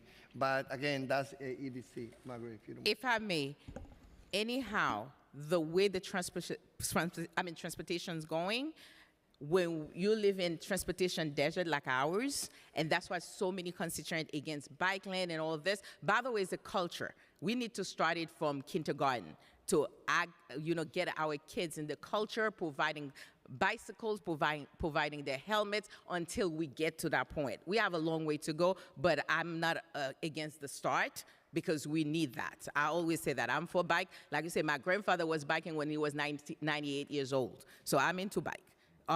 But right now, let's get to the bridges. I understand that, and when it comes to the ferry, I understand that, but you can tell me if there is any planning for going forward, because we cannot address transportation and trying to decrease it, without making transportation possible for folks. And I'm for the ferry as well. So can you help me with that?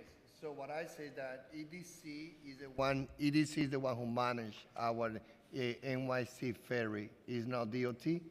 So I don't, we can talk about, and more than happy as a DOT to talk to the sister agency, but as someone that also asked EDC, when I was a council member, together with Council Member Levine and Margaret Chain, to bring the ferry. I don't know if Gail was also a council member at that time, board president, but we sent a letter asking to bring the ferry along Manhattan.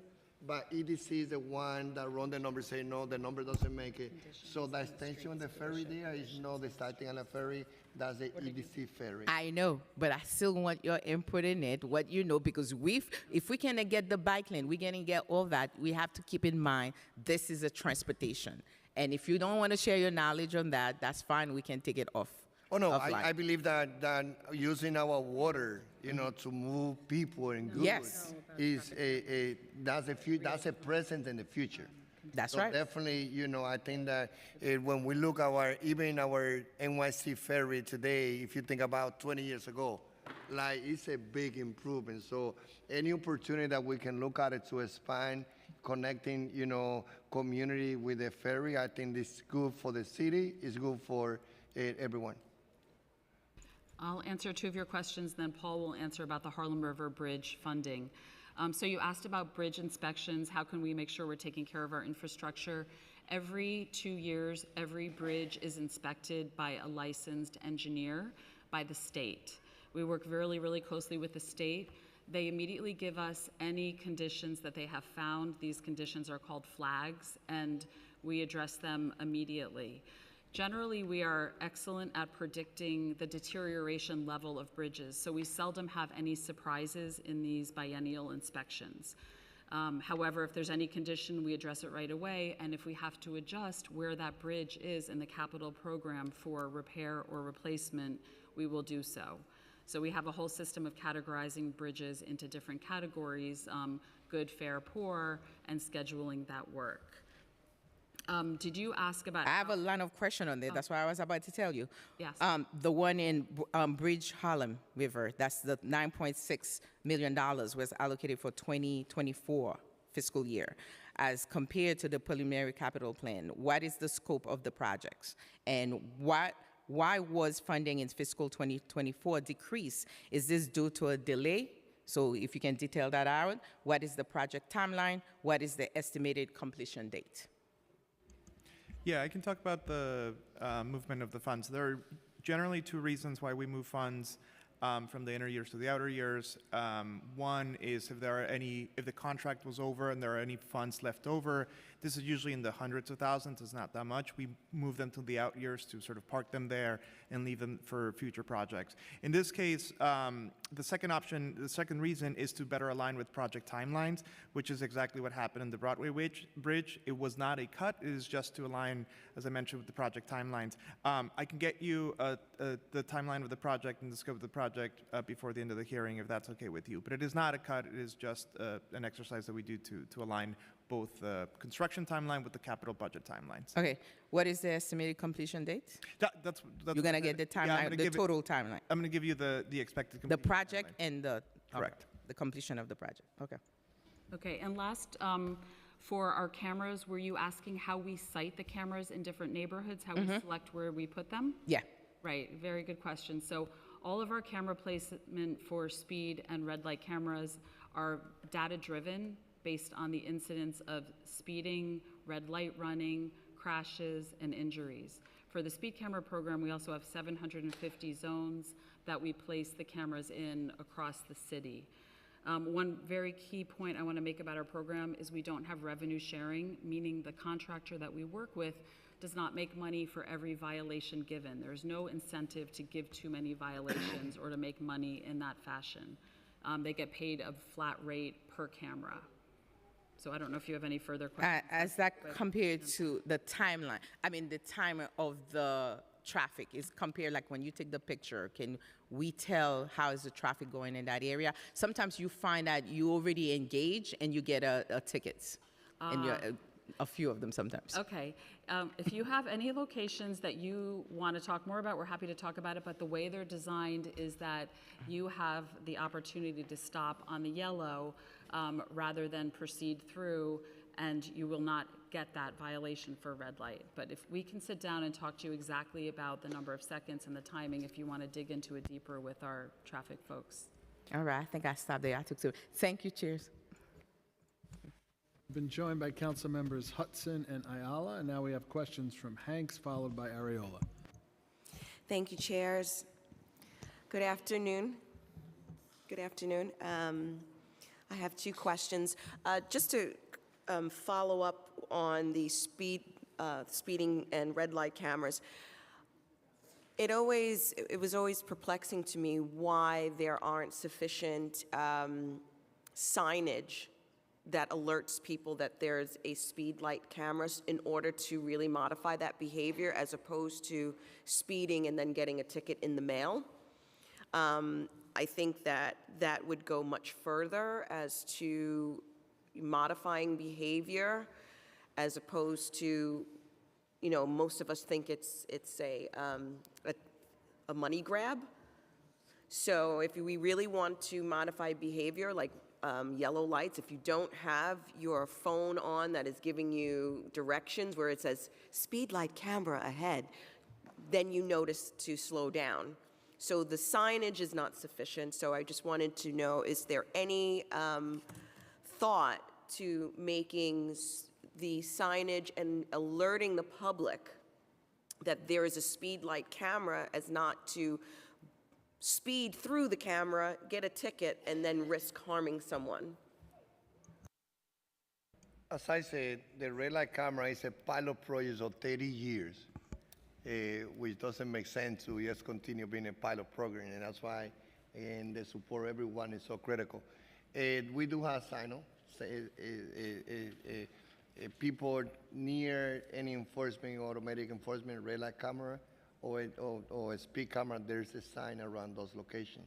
But we also have two things that I want to share with you. One is, there's a common thing that we have in all those, unfortunately, New Yorkers that we lost being hit in intersections where people were speeding. There was no red light camera in none of those locations. Second, when it comes to the red light camera, 85% of people who get the first red light camera, they don't get the second one. And 95% who get the second one, they don't get the third one. So definitely this is about a tool that allows us to change the way on how we drive to. Thank you, I appreciate that. So my colleague, Councilmember Carr, really asked the meat and potato questions when it comes to a lot of the issues in our borough regarding DOT. So mine is kind of going to focus on the Whitehall Ferry Terminal and the Staten Island side. We currently have 3 vacancies totaling 440,000 square feet. St. George Ferry Terminal has 5 vacant storefronts totaling 60,000 square feet, 100,000 square feet of vacant retail space. I've been taking the ferry often, and it is a real issue that it looks like we're losing revenue. Besides being lost revenue to New York City during the fiscally tight budgets, it's also a disservice to the 75,000 Staten Islanders whom take the Staten Island Ferry each day. So what is the current cost per square foot on both terminals for retail space, and is that on par with the surrounding neighborhoods per square foot? And what are the agency plans and timeline doing to fill these vacancies with what kind of amenities? And I just want to give a shout out to my Staten Island Borough Commissioner who's here, Roseanne. I'm hoping that this is under your purview and not EDC, so I just thank you. Thank you. And by the way, as Roseanne, a great commissioner in Staten Island, one thing that I do is also when I come to my hearing, I bring all my borough commissioners and also so many of the leadership. So the question is only for me to now go back to my team. They are listening to your need, and they will be following with you. And they are individuals that I know all of you work very close. Mayor Adams' commitment is to deliver to this city. And as we work together, you saw and the mayor in the new ferry, and the question came to him about all those vacancies. He gave direction to say, move, expedite this process. So definitely we, led by his leadership, we take it, we work with EDC, and we are moving on. And by Polo Chor, our first deputy commissioner, he can give you more details about where are we on the RFP in that process. Yeah, so it is a very exciting question because we have a very exciting answer. There are 2 types of concessions happening in the ferries. The concessions in the ferries themselves, which have stopped for a couple of years at this point. We had an RFP process with EDC, who manages this site for us. We have selected a vendor. We should be coming to you very shortly and with the timeline of reactivating the concessions within the ferries. The vacant storefronts is also an issue. We've also released an RFP to bring on vendors. We have gotten really good responses. There are some improvements that we, DOT and EDC, need to make to the actual sites to get them ready for future business establishments, but our goal is absolutely bring in new folks, activate that area, and make Whitehall the space that it deserves. Thank you so much for your testimony. Thank you for being here today, Commissioner. Thank you for everything. Bye. We have questions from Ariola, followed by Brewer. Thank you, Chair. How are you, Commissioner? Good, good. I have a question also on the speed cameras. I just wonder, how often are they maintained and calibrated? Speed and red light, actually. Yeah. They are maintained, so we pay a flat fee for the maintenance. So if they break, the vendor needs to replace them or fix them immediately. And they are calibrated once a month, I believe. Once a month, okay. Correct. And I would just mention, because we've had a couple of questions about this, as a reminder, there are 2 steps to reviewing every single violation. The vendor reviews the violation, which then sends the package to us, and a DOT city employee reviews the violation in the video to ensure that there was no foul play and that there were actually a violation occurred. So I wanted to make sure that everyone knew that. Okay, great, yeah, because we get a lot of complaints that say, oh, the speed camera on whatever street is always catching me. There must be something wrong with it. So I just want to doubt make it. sure, and I promised I'd ask that question, so I did. Can I just add just a little bit of color on the red light camera? You know, one of the things that does not happen, you won't be issued a violation for, is if you stop and you enter the box and you don't proceed through that light cycle, you don't get a violation. So that. I don't know that that's true in practice, only because of what I'm seeing myself while sitting at a light and people are coming through a red light. So I don't see that in practice. But I think that the most important what Paul says about Yes. we use the technology, but then we also have the men and women in our command center, like verifying that that ticket is happening. right. And just one extra step, a New Yorker can always appeal, and we have the oath review those violations, and a ALJ reviews those violations, or those appeals, and if they determine that the New Yorker, in this case, your constituent, was right, they would dismiss the violation. So we have several steps in every step of the process, from the vendor to DOT to finance and oath, to make sure that we're not giving violations that should not be given.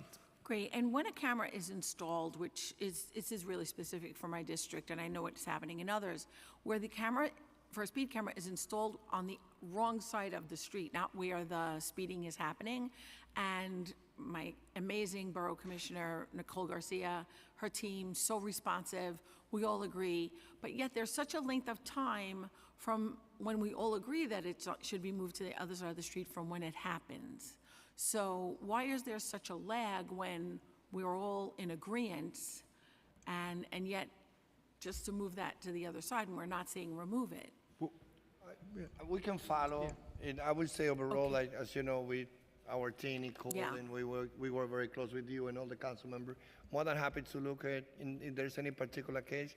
I feel that with the work that we do, with our Right. team, they definitely move Right. quick And- as and possible. The only other lag question I have is that when the streets get paved, and from the time they're paved to the time that the yellow lines, 4 lanes go in, there can be a very long period of time, and people forget how to stay to the right or to the left because there's no yellow line. So I think we need to work on closing the gap from when the DOT finishes paving to when the vendor who paints the lines comes and does that. Yeah, we agree. This is something that we're focused on. Last year was better than the year before, but we certainly have room to improve, and we're focused on it. Right. I just want to say again that our team in Queens, under the leadership of Nicole Garcia, has been amazing. Always call back, and are always responsive. Thank you, Nicole. I appreciate it. Okay, we have questions from Brewer, followed by Powers. Thank you very much. So I have to shout out Ed Pinkard Jr. and everybody in the Manhattan office, and to say that just the other day, bus stop shelter not liked by residents, and in a meeting on Zoom, residents happy and DOT happy. So congratulations, all of that works, and of course, Margaret Forgione is my hero. So Blue Highway, now that's more EDC than you, but is there any allocation for the notion of a Blue Highway? Obviously, there's a RFP going out in the downtown heliport. There's infrastructure issues. That was question number. I just to give you all my questions, and then the second. So that's one question. Second is, this is really mundane, but as borough president, those goddamn kiosks near the municipal building. Those are your kiosks. What's with the kiosks next to the municipal building? Because they've been empty for many, many years. I've been complaining for many, many years. On the red light and lights in general, speed cameras, I know that the summonses, once they are allowed by you, supposedly they get paid, I guess, through oath. So I want to know, I think it's finance that determines whether people are paying, but I just want to know, because I have a feeling people are not paying some of these fines. I know they're not paying others, maybe they're paying yours. On outdoor dining, I just want to know, what's the plan? How many people? Do you have enough funding? Are there vacancies in the inspections? And then on the e-bikes, congratulations. I am so sick of these e-bike issues. But the education that you're doing, is it working? Are there fewer 311 calls? Or are there any other ways financially that we can be helpful in keeping people following the rules of the road? And then I'm really excited about Pop Wheels. We're trying to get batteries to be non-causing fires, so that means new batteries. I just want to know the status of Pop Wheels or other places, like companies that are doing installations that can keep the batteries to be safe. Those are my questions. Thank you. I'm going to say a few of those, and then Paul and Margaret and the team. With the Blue Highway, is us together with DC. Okay. Definitely, we have seen that We opened the process to hear from the private sector. They are responding. They're showing interest, and we feel that very soon we can hear, plan for some of those private sector that do a lot of those deliveries to get into coming with concrete proposal on using our water to move our goods so that we can replace those trucks. Is there any money allocated? Like the Merit grant is only 5.6 million, that might be EDC and not you. Yeah. Any funding that's allocated to the Blue Highway from DOT? Yes, we can get you on the specific, but the answer is yes. And we've been visiting some of those sites with those private sector that already are interested on taking advantage of this initiative.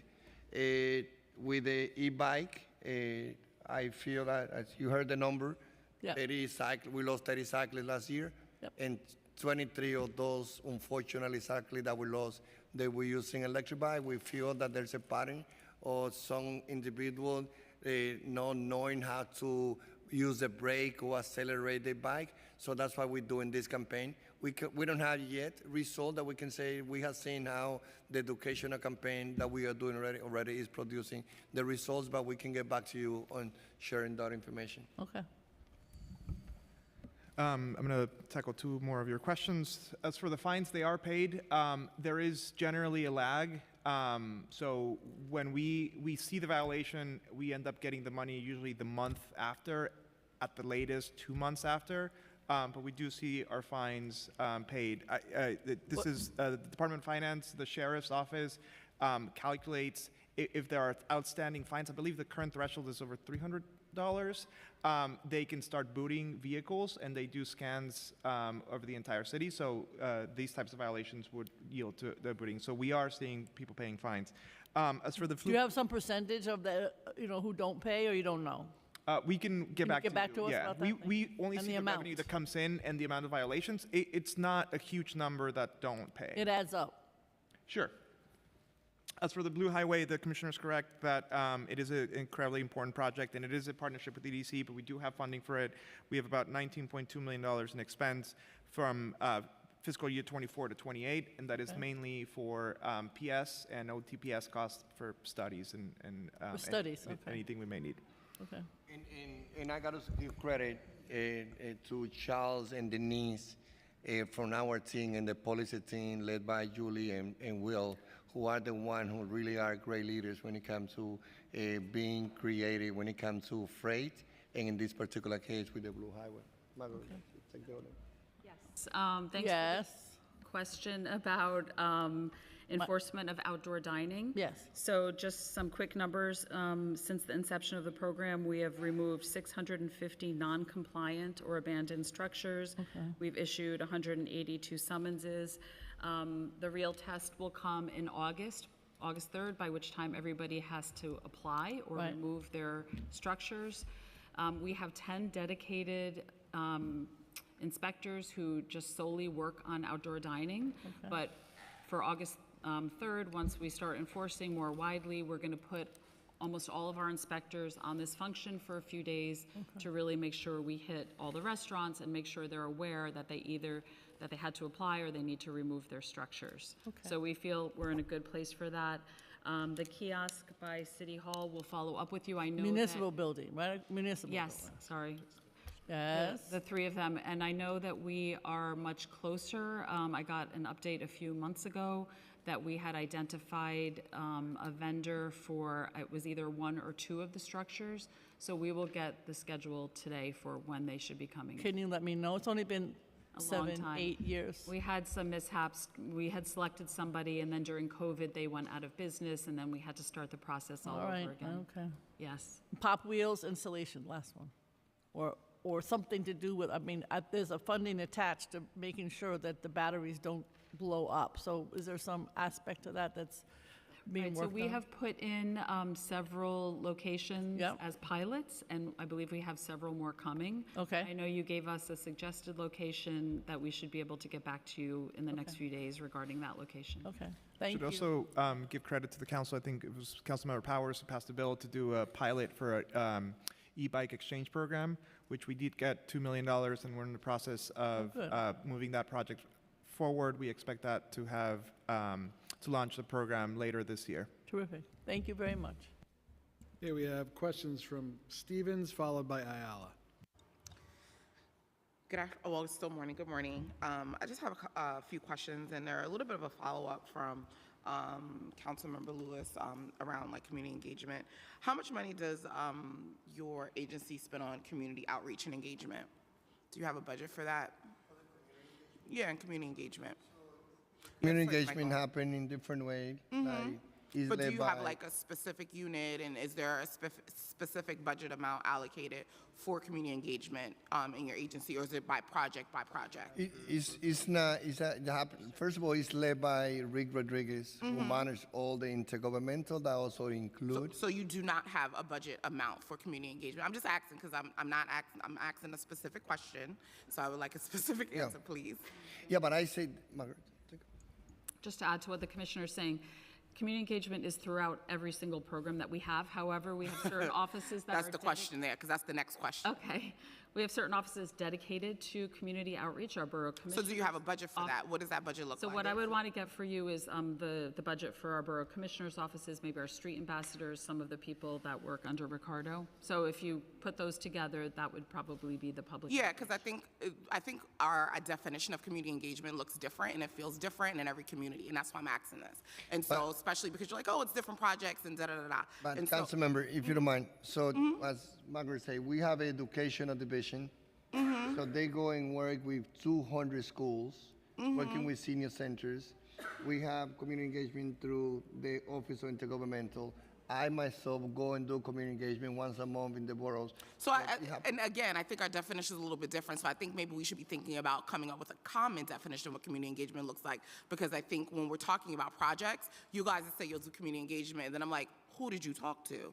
And then it's like, my next question is, other than community board meetings for projects that are going on in districts, what does your community engagement consist of? Rick, you want to take? Yeah, so our street ambassadors just did a case study here. You know, they go out. Not a case study. Like, what does it look like, please? Yeah, so they go out and they will go to communities. They speak and present information in over 10 languages to have whom? communities that they can. So the street ambassadors will reach out to local CBOs. They'll go and camp out in front of, for example, in my own neighborhood, they go to the Because I just want to say this Parks never happened Department in the outside Bronx. of the Red Hook Pool, and they'll have information kiosks where they can talk about projects that are coming online.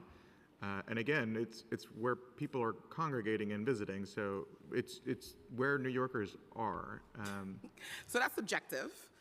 Because this is the Our Red problem. Hook Pool is very busy. No, listen to me, because I'm being serious, and it's a really serious problem for me. Because what happens is every time there's a project, and half the time my office isn't reached out to. Let's take a bike lane that was put in my district. My office isn't reached out to, and then I'll reach out to DOT, and I'll get a comment like, we've done community engagement. And I'm like, well, what did you do? They'll say, we went to the community board meeting. Then I'll say, did you even go to the full body community board meeting? And then no, they went to the transportation subcommittee of the community board meeting. And so for me to say like, oh, they're going to CBOs and da-da-da, what does it look like when there's a project coming? Why are we not talking to the night cheerleaders? Why are we not talking to the schools? Because those things actually affect those things, the businesses. And so for me, it looks like you're cherry picking and going where you're going to get the feedback that you're looking for, so you can then say you're doing community engagement. So I just want to say we really need to think about having a working definition of what community engagement looks like, because that's not happening. And I want to be clear. I love our new borough commissioner. Very nice to see you here. He's been great. He works with our office greatly. But I'm not the only person that you need to engage when projects are happening. And what I am going back to my community and talking to my night cheerleaders, talking to my principals, and talking to families, they're like, what are you talking about? There's nothing being sent out. And I asked about the budget piece because why aren't we doing mailers? What does it look like? Like the engagement isn't happening, and even our chair already said it, who said, when you guys have projects, you will find the data and the people to support the project, instead of actually saying, like, you might get some pushback, but that doesn't mean they don't want it. Sometimes it's just about having a conversation, and maybe they don't see something you see. So again, I think that we have to really think about getting a working definition of what community engagement looks like, because right now, my community feels like they are not heard and that you're not listening to them. So I got to say, I'm proud of the work on how we've been improving community engagement, on how, under the leadership of Mayor Eric Adams, myself, we've been bringing the agency to the community. Like when we do projects like, and again, it's more than happy to hear that in particular cases where we have seen that it has not happened, but overall, looking at the relationship between the agency and the body of the 51 council member, we are committed to work closely with any one of you and also with the voices. That's why when I do the commissioning borough, and every 5 months, I go back to the same borough. The first thing that I told my team is about, be sure that the council member also ask for any institution that we like to invite. In one of the items of my visit to the borough, one is sitting with leaders of the community, and I've been very specific. I invite NYCHA leaders, I invite PTA, I invite business improvement districts, I invite the elected official. So if there's any particular other suggestion, one, I'm happy to, again, work with you. So again, and I will say this, I think that you have been trying to be more accessible in the sense of when you come to the district and people know you. However, when there are projects going on, that accessibility does not feel felt. So there's a big difference, and I think that we have to, which is why I'm saying we need to get a working definition of what community engagement looks like, because again, when projects that you think you're gonna get opposition in, you go to the bodies of people that are going to give you the support and not actually listen to everyone. And that is what my community feels at this moment. Listen. And so, and I'm being clear, and so like, I get it. I'm not saying that you're not coming to the district. I'm not saying that I don't speak to your borough commissioner on a regular basis. That's not what I'm saying. But what I am telling you, my community does not feel heard when there are things that's going on, where there are streets that are cracked, when there's potholes. Those things often get put on the back burner, but when there's projects in a new bike lane, or you want to put in city bikes, those things just magically happen. And so again, I think we need to get a better working understanding. I have another question before, because one of the things that I'm noticing in my district, I have a lot of city bikes, and in one part of my district, I have a dock that has like 50, 60 bikes. I'm trying to get an understanding, and it's always packed. What is the evaluation process for the city bikes? Do you guys do an evaluation to see if this is a dock that's being used consistently? What does that process look like? Because I've asked this question a number of times. I haven't really gotten an answer. But what does the evaluation process look like? If people aren't using it, how do we make sure that we either are, making the bike dock smaller, or are thinking about like, one of my docks, they just have regular stationary bikes, and I'm like, well, maybe that's not using it. What is the evaluation process for the city bikes? Well, we definitely have a great team with the bike division, Michelle, John, and the rest of the team, and they work, we work together, we live, we follow those data. We look to see how busy are those stations that we have. We did, again, I have seen it. I've been always living the underserved area of Inwood to the east of Broadway. I have seen how in some places near the NYCHA, in the area where I live that I used to represent, we can do more to educate our people for the using of bike, to understand the benefit of biking. Well, I don't think it's about the education, because like, let's be clear, we all know High Bridge is hilly. So some people, and that's why some of the places I was like, I don't know if we got a bike here, because this is aggressive. This hill is aggressive. Ain't nobody riding this bike over here. But if we're seeing that these stations aren't being used adequately or not using, is there another option? Can we make the dock smaller? What is the evaluation process? Because it's not about just educating people about riding bikes. People don't always want to ride bikes. And understanding that every community doesn't necessarily are going to use them at that pace, because when they were put in, some of the questioning was, why are we putting in 40 bikes right here? And they were like, oh, we have the data to show that it's going to be used. And right now, I'm telling you it's not being used. So then what is the evaluation process of saying this is a dock that is being used consistently and they need 40 bikes here, and a dock that's not being as used and maybe we make it smaller? And how do we, and if there isn't one, how do we get one? And how do I get some of these docks either expanded, because I have places where they are used and it's always empty, and we only have 20 bikes, and then other places where there's 80 bikes and they're not being used. So what is the evaluation process? How do I get this, and when is this gonna happen? Yeah, more than happy to sit down with you, council member. But what we are doing here from the beginning, and that's how important it is for us to have this conversation. Like, we are building a network where we want cyclists. It doesn't matter if they move from downtown Manhattan and they want to ride the bike across the 5 borough, or if they live near the Yankee Stadium, or they live in Inwood, for them to be able to find a bike near the location as they go through the city of New York. So yes, one is we do the assessment, can get back to you to if there's any particular location. There are several in my district that I feel like need to be evaluated. But if you don't mind, again, we should expand, and there's places that we need to decrease. But if you don't mind, that's what yes, we will follow with you. Rick, educational is key. Again, I know because I live in the same area, and there have been a movement of people from Manhattan, not Manhattan, to the Bronx.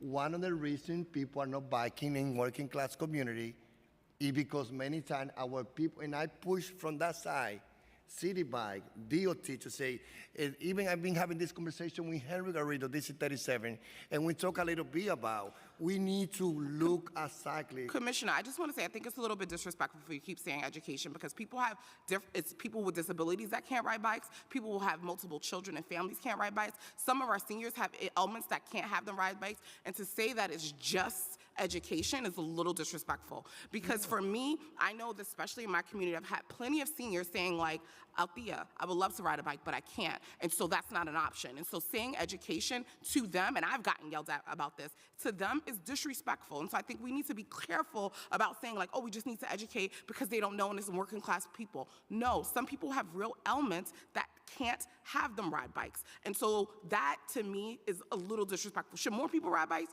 Yes, great, but it's not just education. So I think we should just be a little careful about the language and the things that we're saying because it sounds a little disrespectful to my community. No, listen, I was one of the things that I can tell as a teacher for 15 years that I was in this city. When it comes to education, talking about me, it's about like, I'm working hard to push our people for us to know the benefit of biking. That's what I meant. I'm working with Lorraine Cortez, the Commissioner of the Department of Health. We also working close to see how we can make bike accessible for senior citizens. So this is not about being disrespectful to say, I'm working with Henry Garrido in conversation to see how UNESCO passed a resolution already calling to establish biking as an instrument of physical education. So there's a lot that I feel that we can do when it comes to putting the fat on the table for our people to see the benefit of biking. That's what I mean when I say education. But also affordable also too. Like, I think that biking is part of the motor transportation. And I think that, it's no, yes, we rely on our train and the buses and the taxi and the car. But biking and walking is good for the environment, it's good for the health, and it's good for the economy too. And I love that you love biking, but everybody doesn't have that same passion. And so to say to educate me on it, again, it's just a little inappropriate. Should we encourage people to do it? Yes. But like to say like, oh, it's all these things, we know those things. But again, everyone doesn't have the option to do it. And so to say that you're excluding a lot of people. We know in the city, we have over thousands of people who have disabilities who can't do that. And so you're taking them out of the conversation. And especially as someone who is in charge of transportation in the city, you should be thinking about everyone and not just a selective few people who can ride bikes. So I just want to, I'm done with my questioning because it just really got me upset because my mother, she has a walker and she can't ride a bike. And so you're saying that like, oh, I'm gonna educate her on how to get on a bike? How? Like, that's a problem for me. And there's a lot of people in my community that's like that and in those situations. Okay, we have questions now from Ayala, followed by Hudson. Thank you. Good afternoon. I think it's afternoon, I'm not sure. I've lost track of time. But I have three questions. One is regarding a conversation that was had at yesterday's public housing hearing. So the Councilmember Salamanca asked a question to NYCHA about the sidewalk repair at NYCHA properties. And so I would love to get to I would like to get to the end of this conversation and really get to the root of who is responsible for sidewalk repair work at NYCHA developments. According to NYCHA, it's DOT. If it is DOT, then I would love to know, if you could tell us what is the budget for that and how are projects prioritized? I think your mic is off. Yeah, thank you, Councilmember. We collaborate a lot with Department of Park and with the right work and the light pole that they have. We also one of the things that Mayor Adams have instructed all of us about continue working together among agencies. So there's some of the word that we can say is NYCHA, but we also collaborate. But Margaret, if you don't mind to take that particular one. Yes, so we do the work for NYCHA. We collaborate with them on the locations, as the commissioner said. They define for us which are the highest priority locations. So this season, we are spending $6.3 million on NYCHA sidewalks. I have the list of locations. It might be too much to get into, but in the Bronx, it's 2 million. In Manhattan, it's 2.3 million, and we can give you the developments in both of those boroughs for your reference. Can you tell us what the actual cost of one sidewalk repair is? Well, it all depends. We go by square footage, so sometimes it's one side of a development, sometimes it's all the sides. It really depends on the site. Okay, because I did a similar project at Millbrook Houses several years back, and it was quite costly. So Yes. if you are working, let's say, in the Bronx with $2 million, how many sidewalks would that get me? Right, so the work that we're doing in the Bronx is Morris, Monroe, Pelham Parkway, Randall Avenue, Throgs Neck, Forest, and Mitchell Houses. So that's So, not and we would have to 7? get you more details, a breakdown of, is it 300 square feet? Is it, much more? It can vary. And so does DOT wait for NYCHA to highlight a specific sidewalk, or is there a department within DOT that goes out and assesses the conditions of the sidewalks and then has a conversation with NYCHA? How does it work? We meet with NYCHA several times a year to kind of set the tone of where we want to go for the year and what are their priorities and what we have seen in the field. So it's sort of a meeting of the minds, but the final word, NYCHA prioritizes the locations for us. Okay, because they kind of washed their hands of it yesterday and threw the responsibility on DOT. So that's why we're trying to get some clarity on this issue, because this has been a question that has been kind of roaming around as long as I've been in the council, and I've been here for a while, of who's responsible. Even when I was a staffer and we were working on the Millbrook project, it took us a long time because no agency would assume responsibility. And I would like to highlight, and I'll have Councilmember Salamanca speak for himself and send over the information on the specific development that he was referring to. Okay. But he has actually, if you go to his social media, you see the whole video of a resident that lives at the development who is a wheelchair user and cannot safely travel throughout the confines of his development because the sidewalk repair is in a state that makes it impossible to do that, so that he has to go into the street in order to get around, which is dangerous, right? Right, Because that's not acceptable. Exactly. And we will make temporary repairs. I think we may have done so at that location. So Yes. if you or any of the colleagues here have NYCHA locations that you have conditions that are unsafe, we will go in and do repairs in asphalt until such time we can do them in concrete. Yeah, and I think that that's the important part, is that if we're putting in the asphalt, it would be nice to know what the time frame for exactly the permanent job being done is, because I think there's a lot of confusion about that. And then I have two other questions. One is around the FDNY. We had a hearing last year where we brought up the issue of EMT response times being significantly delayed. I'm not sure if this is something that you've heard about, but in my district alone, I've had over, I would say at this point, I have them documented and happy to share. You can speak to those people yourself. At least 10 cases where folks have called an ambulance and have waited one as long as 6 hours before she called me, and it was probably roughly around 8 hours before she was picked up. I had a senior at Millbrook Houses who passed out in the lobby, and they called an ambulance. It took an hour. I can share story after story, but the point is that when we had this conversation with the agency last year, one of the things that they highlighted was that the traffic redesigns are creating a condition that is also, when traffic is slowing down, it's also slowing down the response time because they're getting stuck and jammed in that traffic. Is this something that you're aware of? Is this something that you're working with the agency on? Because obviously when I call 911, it's for a dire emergency. We're expecting folks to get there as quickly as possible. Yeah. Thank you, Councilmember. And I will start in Eric Bitton, who again oversees the whole planning division. He can add it. I got to say that, first of all, when we do any project, we always ask and get the okay from the fire department and the NYPD. We don't compromise safety, including the movement of fire trucks or NYPD. In most cases, I got to say, especially in my observation as a commissioner, it's about being in the community.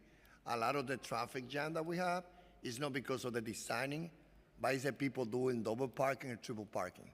So again, but before a project take on, we work and we need to have a okay from the NYPD and fire department. Yeah, and just to build on that, we are working directly with the fire department to see if there are locations where traffic speeds have been declining and affecting the response times. We're trying to dig deeper into the data. What we've seen on a citywide basis is that traffic speeds aren't any slower than they were, 5 years ago.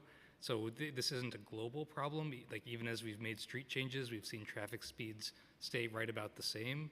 But it could be that there's some specific location where there's an issue, and that's why we're happy to work with the fire department. As the commissioner said, we take public safety very seriously, and if there's a location where fire trucks or ambulances are getting routinely delayed, we want to work with them, whether that was caused by something we did, whether I'm it's caused sorry, I by just have to something else. interject because this is actually not true.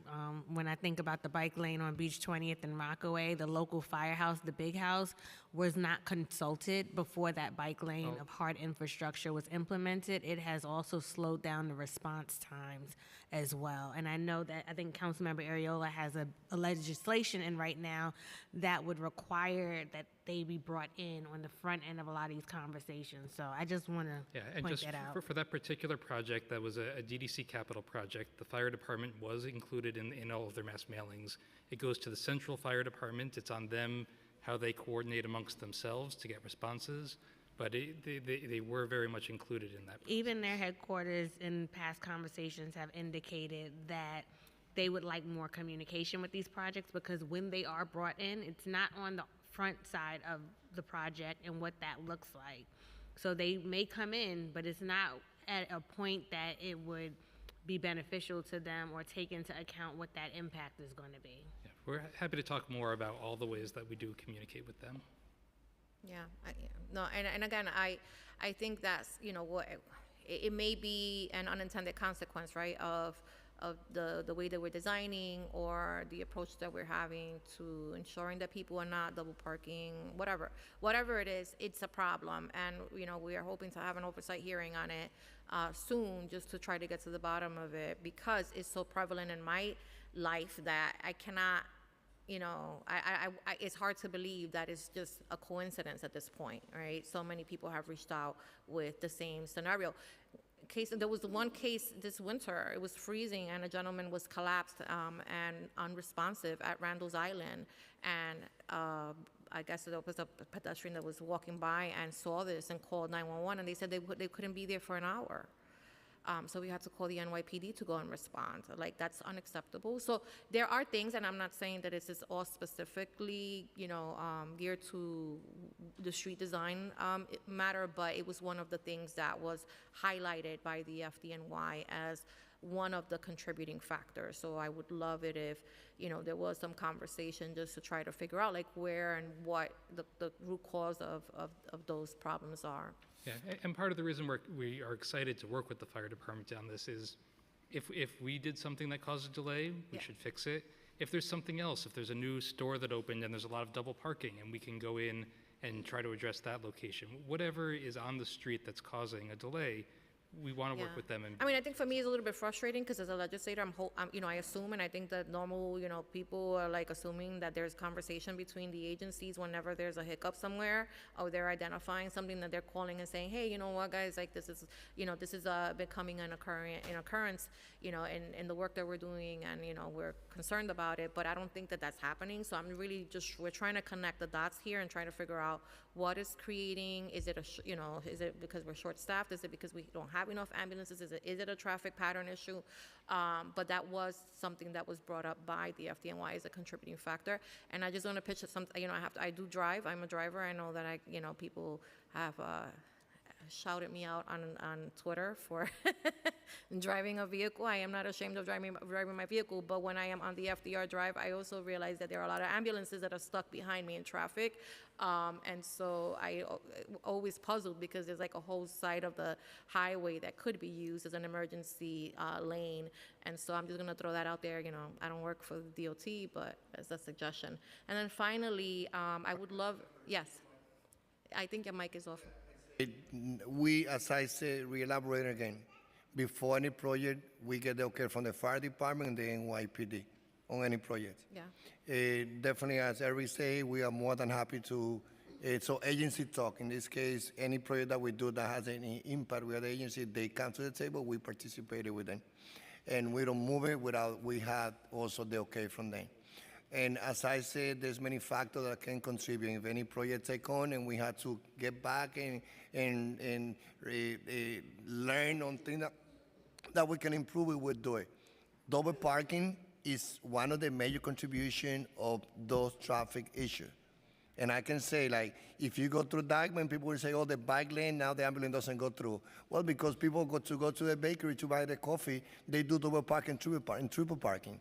So when I say it's about, yes, more than happy to continue working with the other agencies that we work together, but we also have to understand and realize that double parking, triple parking contribute a lot to those traffic issues that we have in our streets. I think that's a conversation that should also be had with other city agencies that also double park and use their city-owned vehicles to obstruct traffic in bus lanes and create the problem.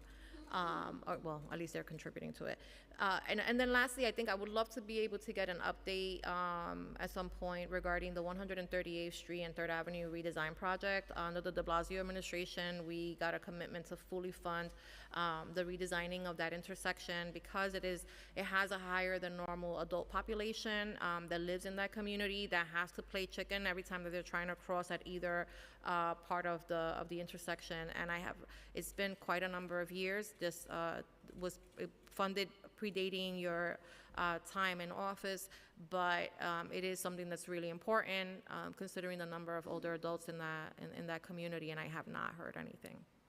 Is that the area that you and I will work together with the principal?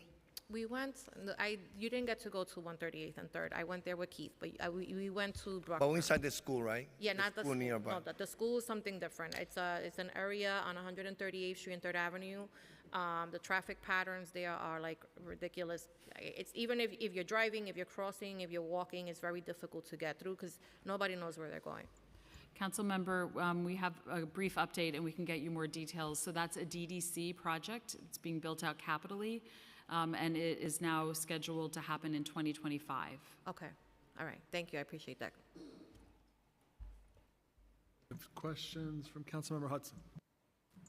Thank you so much. Hi, Commissioner, how are you? One quick question, just as follow-up. I've heard you talk a lot about double parking and triple parking. Are you all doing anything around enforcement with NYPD? This is priority. The answer is yes.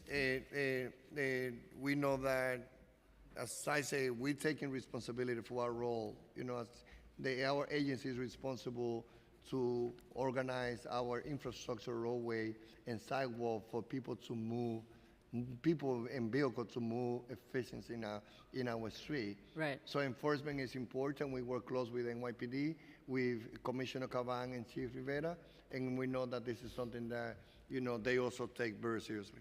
Okay, I was just wondering if you've had those direct conversations since it was mentioned a number of times. Councilmember, if I may too, the MTA cameras were also authorized to start enforcing on double parking.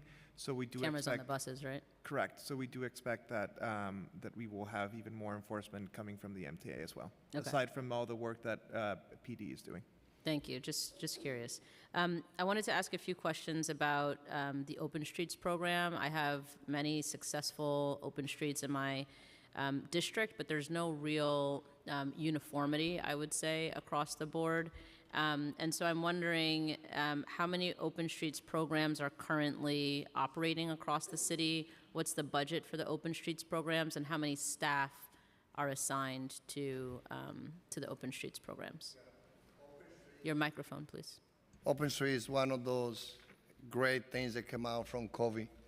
During COVID, we had to be creative, and there were so many spaces where previous administration, they put a barricade and they gave a space to community to be able to have area where they can walk, being safe. 2022, this administration, led by Mayor Adams and us, we decided to make open street more permanent. 2022, we did 217 open streets. 2023, we increased those numbers to 237. And all of those open street, we've been able to get a partnership with a non-for-profit, a business improvement district, and also we provide financial support. We recently, last year, it was able to go into the process, fund the institution, the horticultural, that I know work close with many of you guys, and they got a contract of $27 million, where also that money is also used to hold those open street, operator the open street too. So $27 million going to Open Streets programs? No, we have, say, that particular one is a $30 million contract. $27 million went to the horticultural for them to hold, put in I the... see. But can you give me a number for the total budget allocation for Open Streets, for the Open Streets program? Paul can add a little bit more, but I can say, or Eric, but again, I can give you the biggest picture, which is about we continue providing support to those to the Open Street that they don't have a non-for-profit or a business improvement district that they don't have the resources for them to get up to $20,000. That's the amount of dollars that we are providing on support. We also have $30 million, $27 million through the whole cultural. We also provide $3 million for NWBE that they also help with the management for the Open Street. And also we do the car-free day in the Summit Street. So, we took 7 miles of Summit Street that used to be only happening from Brooklyn Bridge to 79th Street. Last year we went up to Harlem. We went through the 5 borough. And what we do in the Summit Street, also we put money in the car-free Earth Day is give the community the opportunity for them to enjoy what a open street can look like on a day. So, and we can encourage more to apply to be part of the open street. So can you talk a little bit about the open streets that are actually managed by DOT? I have one in my district on Willoughby, and we've heard that when it's time for the barricades to be up, they're not up on time, so that people are not being able to safely walk through the open street. Can you just talk a little bit about what happens when DOT is actually managing an open street? Sure, and we'll look into what is specifically going on Willoughby. But as you said, in some cases we work with a partner who does a lot of that management, and we can fund them and help them through the Horticultural Society. In some cases where there's a good open street and that partner isn't able to do that, we do take on that management where we have a contractor who gets out and can move the barriers and can deal with a lot of the other maintenance aspects happening on the street. They are supposed to be out at certain times. If we have a number that all open at the same hour, they can't move every barrier at exactly the same moment. But if they're regularly happening late, we will go and see what's happening on Willoughby. Yeah, that's what my office has been hearing, that since it was changed from 8 a.m. to 8 p.m., the barricades aren't out on time. I don't know if that's one specific corner, versus like what you're saying, like if it's one person that's doing it, obviously one end is going to be out maybe at 8 versus the other end, but generally we're hearing that the barricades aren't out or even removed on the other end at 8 p.m. In a timely fashion. Yeah, so we'll check to see exactly what's happening there. Okay, great. And then does DOT have programs to accommodate and support businesses that might be negatively impacted by the Open Streets program? What we have seen is that open street benefit the small businesses too.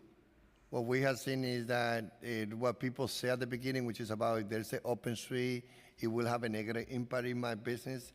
In average, what we have seen is in the same or increase of sale in those small businesses. Well, I think so if there's any particular location where a small business feel that their business being hurt, more than happy to look at it. But in average, a small business sale doesn't decrease when we do open street. Yeah, but I think there's diversity in the types of businesses that are on any particular open street. So some businesses rely more on people who might be traveling by car, but also by bus. And when there's an open street, the buses are rerouted, and then people are unable to necessarily walk to those businesses from wherever the rerouted location might be. So, I'm just asking if there's any specific support programs that might be, allocated specifically for businesses that are, negatively impacted. Most locations, the small businesses around any open street, they are part of the process, and they are integrated.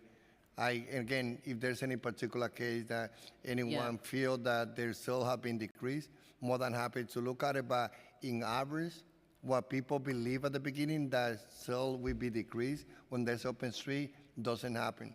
A open street benefit the whole for people who use it, and also help the economy of the small business who are around those locations. Yeah, I understand. I don't disagree with you, but like I said, there are diverse types of businesses. Not everything is necessarily just a restaurant. I do have a restaurant in my district that is having challenges, so I would be happy to talk with you about that. But also, hair salons and other type of businesses that aren't selling food, that also need their customers to be able to get to the businesses. So if there are ways that we can, we will look at it. Work creatively to think about, potential solutions or workarounds, accommodations that might be able to be created. My office has reached out about, shuttle buses and things like that from some of the rerouted bus locations, but that wasn't an option that's what we were told. So would be happy to talk to you. Follow with you. Great, thank you. Thanks, chairs. Thank you. Chair? Thank you. Next, I wanted to touch on Sammy's Law. Sammy's Law was recently passed as part of this year's final state budget. This measure will allow the city's Department of Transportation to lower the speed limit by 5 miles per hour on a specific road starting on June 19th. The law applies to any road that has 2 lanes or less in either direction. To lower the speed limit citywide, the state law requires the council to vote in favor of such change, after which there would be a 6-month period where speeding drivers would get a warning rather than a ticket. However, an aspect of the bill that has been widely reported on allows DOT to lower the speed limit on specific streets without council approval. All that's required is a 60-day notice to the local community board, followed by the same 6-month warning period for drivers. Has the administration had any conversations about the implementation of Sammy's Law? And if so, what was the scope of those conversations, and what are the city's plans for implementation? The mayor said yesterday, when we reduce the speed, we save life. And we know that speeding ruins lives. I'm happy that together we were able to get Kathy Hochul, Governor Mayor, the council, the assembly, the Senate to work together and work with Amy, Family for Safe Street, TA, and get Sammy Law to the crossing line. Now the question is, how do we use it? For DOT to continue using this tool with more flexibility, to reduce the speed limit, especially around the school, senior centers, parks, is a tool that we will continue using it. And we are in the process, yes, again, to look at any area where we will use it immediately. When it comes to reducing the speed limit citywide, this is a conversation that I know the administration will have with the council. Is the council ready to pass the bill to reduce the speed limit to 20 miles per hour? This is a conversation that, again, I know will continue happening between City Hall and the City Council. But you heard the mayor yesterday here say, definitely when we reduce the speed limit, we save lives. So to the question that I asked, because it was not answered, has the administration had any conversations about implementation of Sammy's Law? If so, what was the scope of those conversations, and what are the city's plans for its implementation?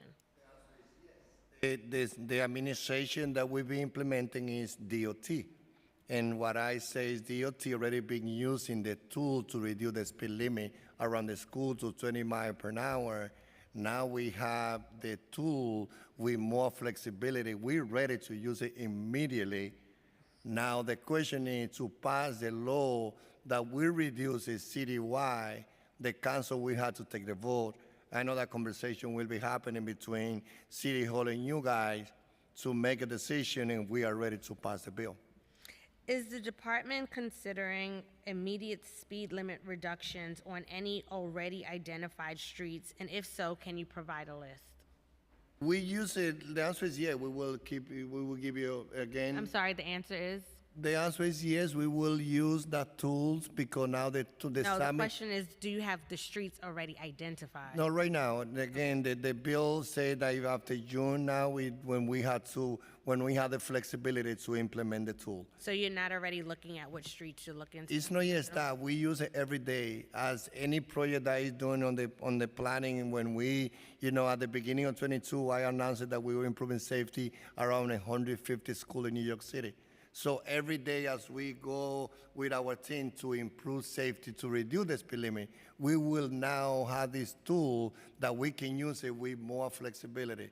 So we can get back to you in any particular project that is in process to take place in the next couple of months and give you a help and share that information about where and when we're looking to use that flexibility. But still, it's going to be in June when this bill is on effect. Has the department conducted a study to determine which streets would most benefit from a reduction in speed limits? Around schools, around senior centers, and around parks are the top priority, and we are ready to go and use a tool to reduce the speed limit at those locations because that will save lives.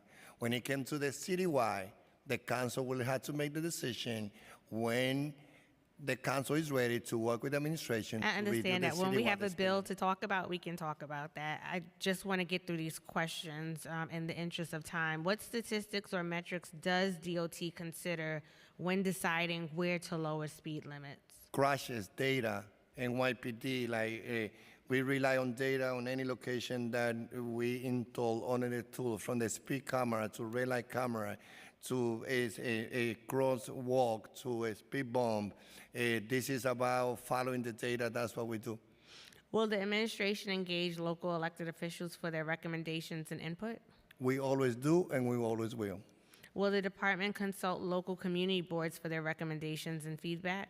All the time, because that's the law. The law says that we need to also consult with the community board. We have Just to notice. We have 60 days. The bill will establish that we will definitely consult with the community board. Well, just to be clear, the law says that you have to notice them. I'm asking if you will consult to take in their feedback as well. Will DOT consider the feedback received from the community boards and integrate that into the plans? Listen, that's what we do every day. Like, we have our ambassadors, we have our borough commissioners. I myself go through community board. I invite everyone. Community input allow for us to community to develop ownership with the project that we do, and this is priority for Mayor Adams and for me. And will DOT consider hard infrastructure investments alongside this to ensure that there's actual speed reduction? The flexibility that, the change with the summit law is that in order for us to have the speed limit, we had to do some infrastructure work, so we don't have the flexibility. I can say that there's no another city that had a planning division as the one that is led by Eric Beaton and the team, from Emily to Sean with the plaza. It's like, this is the best thing that we have in the nation. So definitely, to invest, to put the resources, our dollars in capital project, doing more crosswalk, is important. We work to the daylighting too. This is something that, you push for. We heard you. And we know how important is daylighting also. So we're doing 2,000 intersection improvement, in every year from now on. Among those, 1,000 of those will be daylighting. So definitely we will be using other infrastructure projects, as also we will be doing, also we're going to be lowering the speed limit. What is DOT's estimate of the cost of new signage that would be required for the speed limit changes, and how much is currently budgeted for signage and installation? Will more funding be needed to adequately cover the projected costs? We had to do a lot of changes because now you also, we work on doing the daylighting. It means that we also had to do sign. If Eric has any number we can share, we can get back to you. Yeah, it does depend very much on the location. Any single sign is not especially expensive. A sign costs $50 to $100 to make typically, plus the cost of going out and installing it. But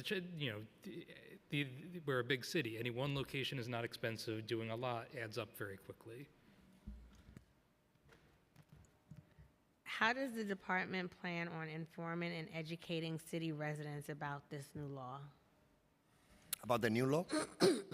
Continue doing what we're doing. I feel that, from relying on elected officials to help us through the social media, through your town hall, to go through community board, to go into the business improvement districts, to use our ambassador from our borough commissioner in each borough, to working with the interfaith community, PTA, nature leader. Those are leaders that we always work with, and we will continue doing that. And by the way, and we also had with Kim, who is our person who lead our educational division. I don't think that there's another Department of Transportation that have a large division or educational team. We work with more than 200 schools in the city, meeting with the teacher, with the student, developing curriculum, working with the PTA. So also we're going to be working with the schools. I'm switching now to Safe Routes to Schools capital projects. There is $117.3 million in funds allocated for Safe Routes to Schools projects across fiscals 2024 to 2028 in the executive capital plan. What types of changes do these projects entail, and how were these school routes selected for these projects? I can take a chair. So the Safe Route to School is one of the critical programs we have in our Capitol Street reconstruction plan. As you mentioned, we have different contracts for different boroughs. The types of improvements that we do are anything from curb extensions to median expansions to pedestrian islands and everything in between. We can also do lightings, leading pedestrian intervals, and any sort of geometrical designs needed for the schools. It is also a data-driven approach. We look at crash data, we look at GIS speed data to pick those schools. It is very equitable distribution. Again, we have contracts in every borough, so we do look at not just the equitable distribution within the city, but also by borough. So it's a very exciting program. It's a large investment and a large part of our capital plan. What are some Safe Route to Schools projects DOT anticipates completing in fiscal 2024 and 2025? Give me 1 second. I should have. We have the Bronx. So the Bronx school. So we have them by contract. I can get you the list of the schools after the hearing. But we have the Bronx school safety contract. Should be completed later this year, same as the Brooklyn one. The Staten Island contract should be completed in next calendar year, and we're going to be breaking ground on the contracts for Queens and Manhattan in next calendar year. But just to add, in addition to the capital projects, through our in-house street improvement programs, we do safety upgrades around schools as well, because we know capital projects can take a long time, and we don't want to wait to get improvements to the schools. So we'll often go in earlier, and I know we're doing a number of projects in the South Bronx. There's projects all over the city where we're going to be doing safety improvements specifically around schools so that we can get those in very quickly. Are the projects broken up equitably across the city? Is it like one per borough? What's the number per borough? So it's we can get you the exact number, but it's a few dozen, and they are spread across all 5 boroughs. We spend a lot of time particularly being focused by our priority investment areas that came out of the streets plan, that we're focusing our efforts in the high need areas, the historically underinvested areas. Can someone get that for us while we're here? Sure. One thing that we are doing as we do the project around the school in many occasions, we also use a student for them also to be part of what we do. When I announced at the beginning of 22 the numbers of improving safety project around the school, I did it at 190 in Amsterdam Avenue, where the students from I Challenge Myself, they were also part of working with the DOT team, learning the process, first of all, identifying this challenge of safety around the GW and PS 189, but they also participate in the whole process of the project that we are doing. And so, again, we are that doing across the 5 boroughs is priority, but improving safety is something that, since this administration took office, we started and we keep doing it. And does DOT have any plans to expand these improvements to include additional schools? And if so, how will they be selected? I think we are always looking to do more. As Commissioner mentioned, we can always do more with more. Once these contracts finish and wrap up, we are going to be looking at how we can keep investing in our Safe Routes to School program. It is a conversation we're going to be having with OMB and City Hall in the coming months, year or so. Moving on to congestion pricing. The executive plan includes other categorical funding in fiscal 2024 of $800,000 for a traffic study and $1.3 million for a parking study. These studies are part of the congestion pricing environmental assessment and will be funded by the MTA. Can you walk us through the data that will be gathered and the analysis planned for each of these studies? When will the results be available? Being ready for congestion pricing. And so, on June 30 is going to be the first day when congestion price will be on effect. That congestion price is led by the MTA, where New York City DOT, being a partner, participating on the study and the assessment, the plan that we put it together, how ready we are on the Busway and, at 34th Street, and how we are improving the infrastructure that we need for this moment is something that we have done it, but on the parking study, Margaret can take on that one. Yes, so as you mentioned, we are doing a study of the effects of congestion pricing on communities that border the area, as well as other communities a little further afield, that the concern is that there will be an influx of people who come into those neighborhoods, attempt to park, and then take transit into Manhattan. So as part of that study, it's very critical that we have very good before data of what is occurring right now, what is happening in those neighborhoods, what is parking availability, what is congestion. So we are in the process of collecting that information right now. Will be completed by the end of this month, the beginning of June. And then post-congestion pricing, once things have settled a little bit, we will then complete the after portion of that study, and we'll have some additional information to share with people about what we're seeing. Are the studies targeting any particular locations? Yes, and I can get those for you. I don't have them with me. Okay. Do you think someone could get it before we're done here, or? We may be able to. Yeah. Okay. What shifts in traffic patterns is DOT anticipating once congestion pricing is implemented? And has DOT conducted a study into how congestion pricing may or may not disproportionately affect neighborhoods that are home to predominantly Black and brown communities? First of all, Margaret can add, but what I can say is that congestion pricing, what we know, one, will allow us to see how, again, led by MTA, to see a reduction of congestion in the central part of Manhattan.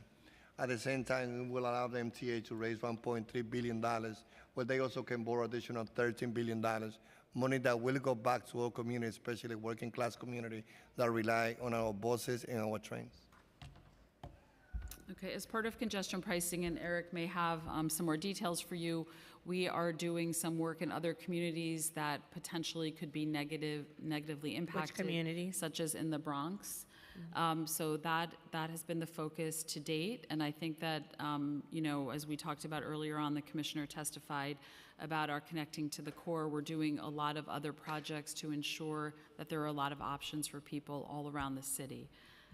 Do you? Yeah, I'll just, one of the things we're very focused on and really came out of the thorough analysis that was done is a focus on air quality. That, there was an issue raised that particularly if trucks try to avoid the zone by going through the Bronx or going through parts of Brooklyn, that they might exacerbate air quality and asthma issues. And that's why, as part of the money that's coming with the program, we're going to be doing a lot of retrofits, both of what they call TRUs. These are like the refrigeration units that. But where's that money coming from? Because most of the congestion pricing funding has been spent already on the current capital plan. Yes, so it's coming through the MTA either directly from congestion pricing or from other related sources that's going into cleaning up the trucking in those areas. Has DOT considered the adequacy and changing needs of parking infrastructure as it relates to congestion pricing? Right, so we feel it's very important to actually see what happens on the ground before we begin to discuss any changes in that regard. How does DOT plan to mitigate the potential effects of congestion pricing, such as increased park and ride activity, as well as increased traffic flow in certain neighborhoods just outside of the congestion zone in northern Manhattan, such as Harlem and Washington Heights? Again, we'll be watching very carefully to see what the effects are. We want to have the data on that before we talk about it further. Okay, I'm gonna try and race through these last few sections. Starting with MWBE contracting, what percentage of DOT vendors are MWBEs? Particularly, what I want to also know what outreach and education does DOT do to alert MWBEs of RFPs and contracting opportunities? And has DOT's contracting with MWBE vendors increased over the past 10 years? What are DOT's MWBE goals, and what is your progress in meeting those goals? And what more can the agency do to ensure that MWBEs receive more opportunity in its procurement and concession contracts? Yeah. When Michael Garner, the director of the NWBE, shared the information about how, following the direction of Mayor Eric Adams to put $25 billion on NWBE by 2026, include the numbers that DOT is producing, make me to really be proud of the great job that Carlos Benitez, who lead the NWBE at DOT, has done it. I was for 2 years asking all those questions. How are we doing? How are we doing? Can we do better? And the agency never moved more than 11% of the NWBE. It is 2 years and 4 months, and the number moved from 11% to 24%. And I know that before the end of June, Is that those numbers will be close to 30%. That's the results of putting together a conversation about doing business with DOT, doing the outreach. I don't think that another agency, another period of time, the city has improved NWB as we have done it from 11% to 24%. But Commissioner, if you could clarify that number, is that number the combined number of M and W, or is that M?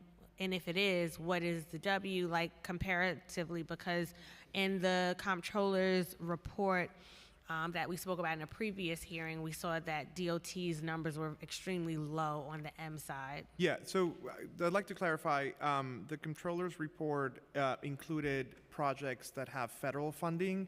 Local Law 1, which is the city's MWBE law, does not include those projects. The federal funding projects have different targets. They're called DBE targets, or disadvantaged business enterprises. So that's why we put them separate. It is not apples to apples to put them together. From the Local Law 1 city MWBE projects, that's the 24% that the commissioner is mentioning, and that's the 30% or close to 30% that we expect to land at the end of the year. But is the 24% MNW? MWBE. So can you break down the M and the W? Yeah, I can break down, that's right, I can break it down. Give me 1 second. Okay. So we have, of the total MWBE amount, 39%, this is a year to date. Okay. 39% have gone to black-owned businesses, 21% have gone to Hispanic-owned businesses, 14% have gone to white women, or women-owned businesses, and 26% have gone to Asian businesses. So it's actually been a pretty healthy spread of the various groups that comprise MWBs. And is the goals applied against all DOT projects, or is it only certain projects? So they are all the projects that fall under Local Law 1, which are all the projects that do not have federal funding. is the easiest way to think about it. And what is the percentage of the federally funded projects versus not? So the federal projects tend to be large capital projects. I'll give you the denominator for the local law 1, if that's helpful. It's about $600 million in contract amounts. So of that $600 million, about $600 million, I would say. That's the denominator. Chair, as you know that in Mike, please, Mike. many infrastructure, one of the things that I can tell you, changing that I have made at DOT is to be sure that any committee that we establish in this agency to review contracts, they have to be diverse. This is one thing, as you ask, what is that I'm doing? What is that I will keep doing it? I also been sure that not only, let's say, we had many other contracts in the past, like the new contract for the speed camera, they will include a requirement for the NWB. That was not included before. So when we work with the $30 million for help us to manage the open street, we also included the NWB. So we are taking this, as we know, for me, economic justice is the way of how we can move the city. And we are taking all the necessary steps to continue increasing the numbers of NWBE in our city. Thank you for that. Moving to DOT's Green Vision. Recently, I was able to learn a lot regarding how other countries approach urban planning, transportation, and green infrastructure in large cities. There are many European cities that do a much more effective job at creating a framework that allows public transit, pedestrians, motorists, and cyclists to coexist in a safer, greener, and more efficient manner. As we look toward the future, we need to make sure the city is keeping up with the times and not getting left behind. What is DOT's vision for a smarter, greener, and more efficient approach to the city's infrastructure? And I will just preface it by saying, recently I was able to travel with a delegation to Denmark and really seeing what shared public space could look like in terms of pedestrians, motorists, and cyclists all the same. And so I would love to know what DOT's vision is that as it pertains to the city's infrastructure.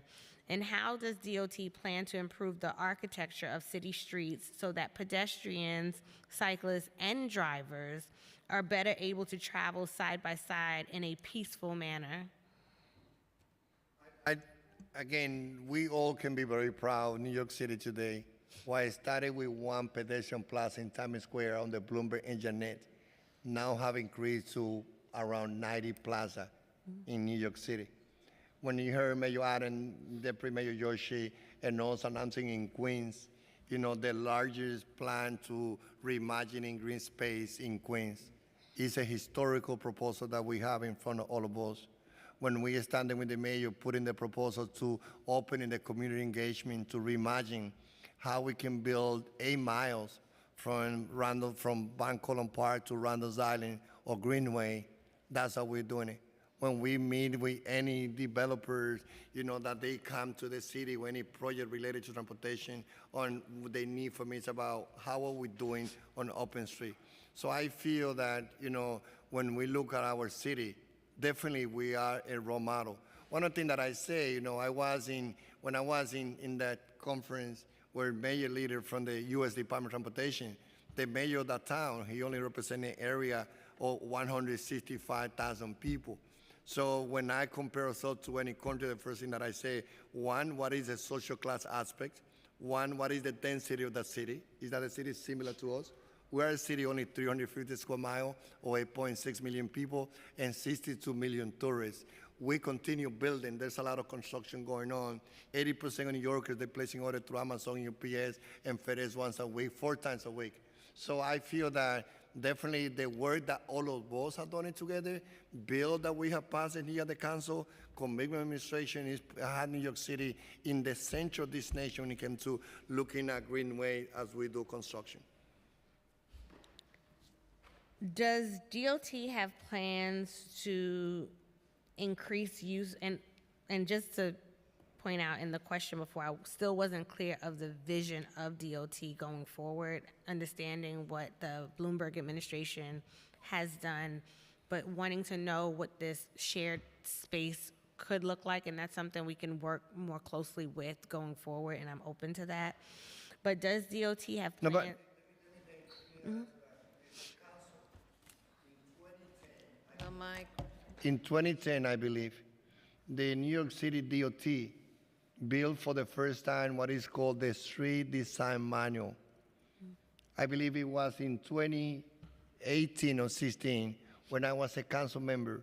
The council passed a bill mandating DOT to upgrade the Street Design Manual every 4 years. So if you think about what do we have on us, how do we work to upgrade, putting our vision together on our street and our plan for the urban planning proposal. One, we can look at the street design manual. The last one was 2020.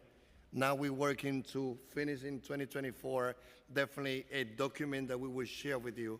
Second, we have our strategic plan led by Julie Barrow, who also is in charge of Deputy Commissioner for Policy, who also we work with the whole team to have our plan upgraded. We have a strategic plan as we are speaking today on how we use, what is the vision for our street, to the reimagining for making safer for pedestrians, for cyclists, and those are documents that we are upgrading every 4 years. And with more time, I would love to unpack again what this administration is doing to move the needle forward in terms of this truly shared space. There's a lot of things that have changed even in the last 4 years, right, in terms of our transportation and infrastructure component. Does DOT have plans to increase use of alternative fuels or clean energy?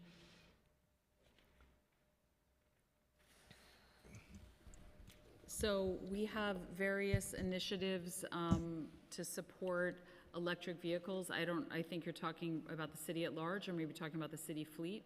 But in either case, we are advancing initiatives on both. Eric Beaton can elaborate, but over the last few years, we've put over 100 electric vehicle chargers on the street for public use. We also have some that are separate for city vehicle usage. We've talked a little bit today about other programs. Councilmember Brewer brought up the program where we have e-bike battery charging that we're testing in some pilot locations on the street. The Department of Citywide Administrative Services has a number of efforts. The city fleet is really converting to electric vehicles. Any vehicle that is being manufactured out there is something that we will buy and utilize. So not every type of vehicle that we have in our fleet can be bought electric, of course, at this point, but whatever can, we're committed to purchasing those vehicles and integrating them into our fleet. Eric, I don't know if you have anything else you want to add? Yeah, just that we are working hard on expanding private vehicle electrification. We know that a lot of people are going to continue to rely on cars, and we want those cars to be electric wherever they can. Unlike most places in the country, half of our vehicles are stored on the street overnight, so they don't necessarily have a place to charge in their own garage. And that's why we need to provide both on-street overnight charging, places people can charge over longer periods of time, as well as fast charging, where if someone's low and they need a charge, that there's places where they can go and do that very quickly. And so we have a strategy to do that, again, all over the city in all 5 boroughs, focused especially on those places where a lot of people park on the street. So not necessarily the densest core of Manhattan where there's a lot of garages, not necessarily deep in some of the boroughs where people have driveways and private garages, but those in-between areas where a lot of people are parking on the street every day. And so we have a lot of that out there, as Margaret said, and we expect to have more coming shortly. Okay, I just want to thank Chair Brandon as well for his leadership on a bill that we worked together for years to pass, including electric vehicle readiness in parking lots. Thank you for that. So this is going to be like a speed dating situation because I just want to run through a few points for my district and then I'm done. Bayswater Park pedestrian access and the executive capital plan, $22.2 million in capital for the Bayswater Park pedestrian access project is in fiscals 2029 and 2030. I just want to know a couple of things about that. Why is this project so far out in the capital plan? What is the scope of this project currently? Is DOT considering moving the timeline project up, considering the state budget? What stage of the process is the project in currently?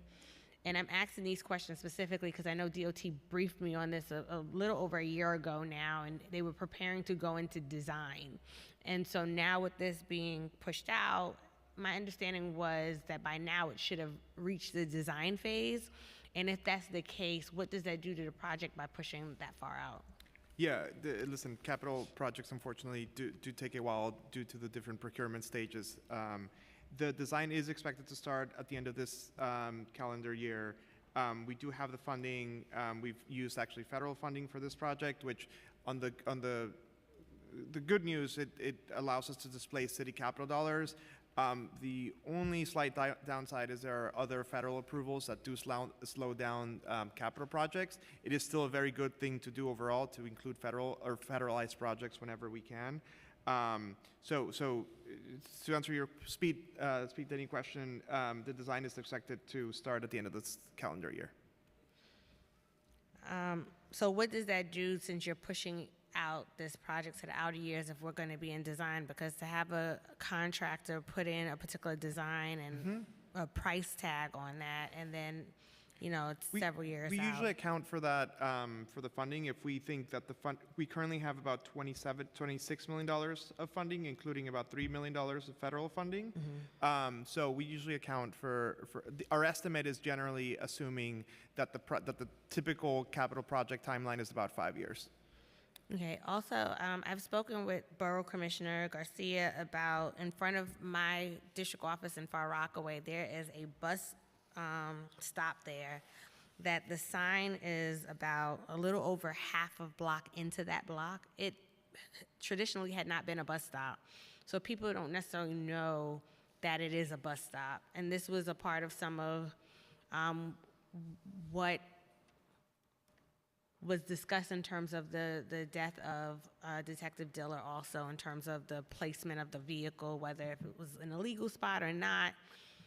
We have asked a number of times for DOT to paint the curb, to paint that sidewalk, the edge of the sidewalk, yellow so people understand that it's a bus stop, or to erect another sign so that people understand from point A to point B, it's actually a bus stop. Because unless you're familiar with that street, if you come and turn on... We're taking a look to see if we can do better signage. Well, you guys have taken a look and told us no twice, so I'm asking now on the record because it caused a lot of chaos in that space, and also cars are parked there, and so the bus can't get there, and people are getting let out in the middle of the street because of that.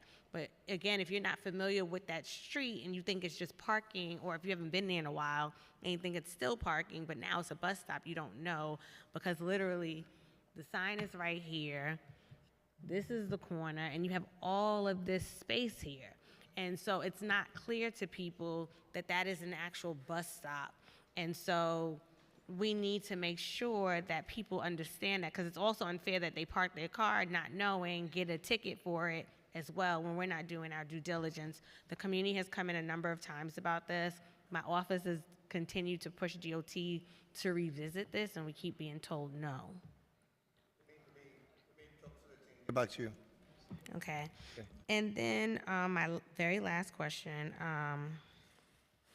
When a street doesn't flood and then it's repaved by DOT, we've found instances where it now floods.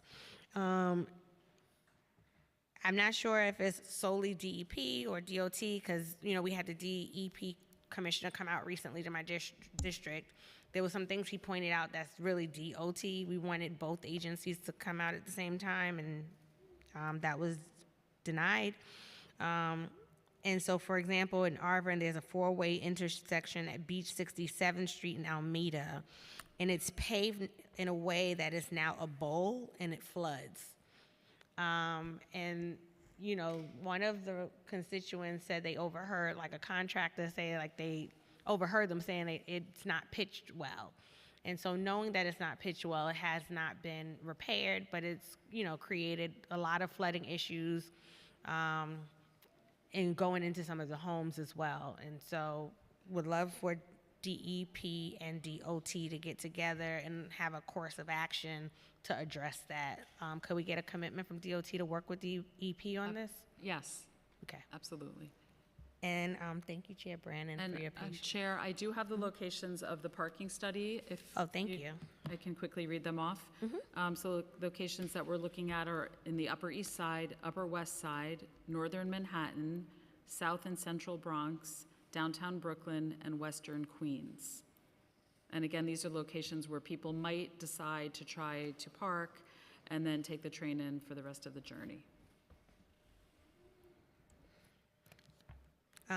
And it would probably be great if, and I know, parking is not a thing anymore to some folks, but when I travel and I look at what the infrastructure looks like and where some of the relief valves are, it is because they have space where motorists can get out of their cars, access public transportation. And so it'd be great to see when that report is finished, what that plan can be, or be proactive, maybe do a pilot program and see how it can be like a relief valve with it all. With that, I am done with my questions. Thank you, Chair Brannon. Commissioner Rodriguez, thank you. Thank you and your team. I, of course, have to shout out the Brooklyn team, Commissioner Bray and Leroy that's here for being super responsive, and Danielle Zuckerman as well on your team is amazing. So we have a very close relationship. Looking forward to working with you going forward and fighting with you to get some of this money restored in the budget. Thank you very much. Thank you, Chairs. All right, we'll take a 10-minute break, and then we've got the public.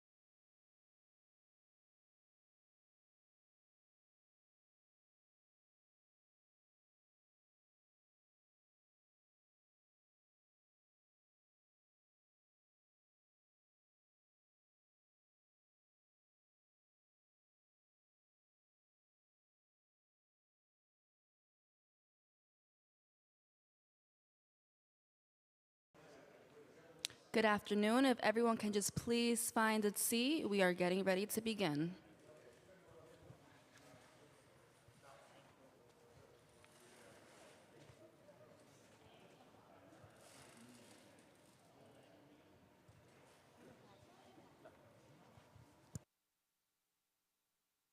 Okay, we're now going to start the public portion of the Transportation and Infrastructure FY25 Executive Budget Hearing. Our first panel here in person is Brian Fritsch, Rosa Chang, and Christopher Leon Johnson.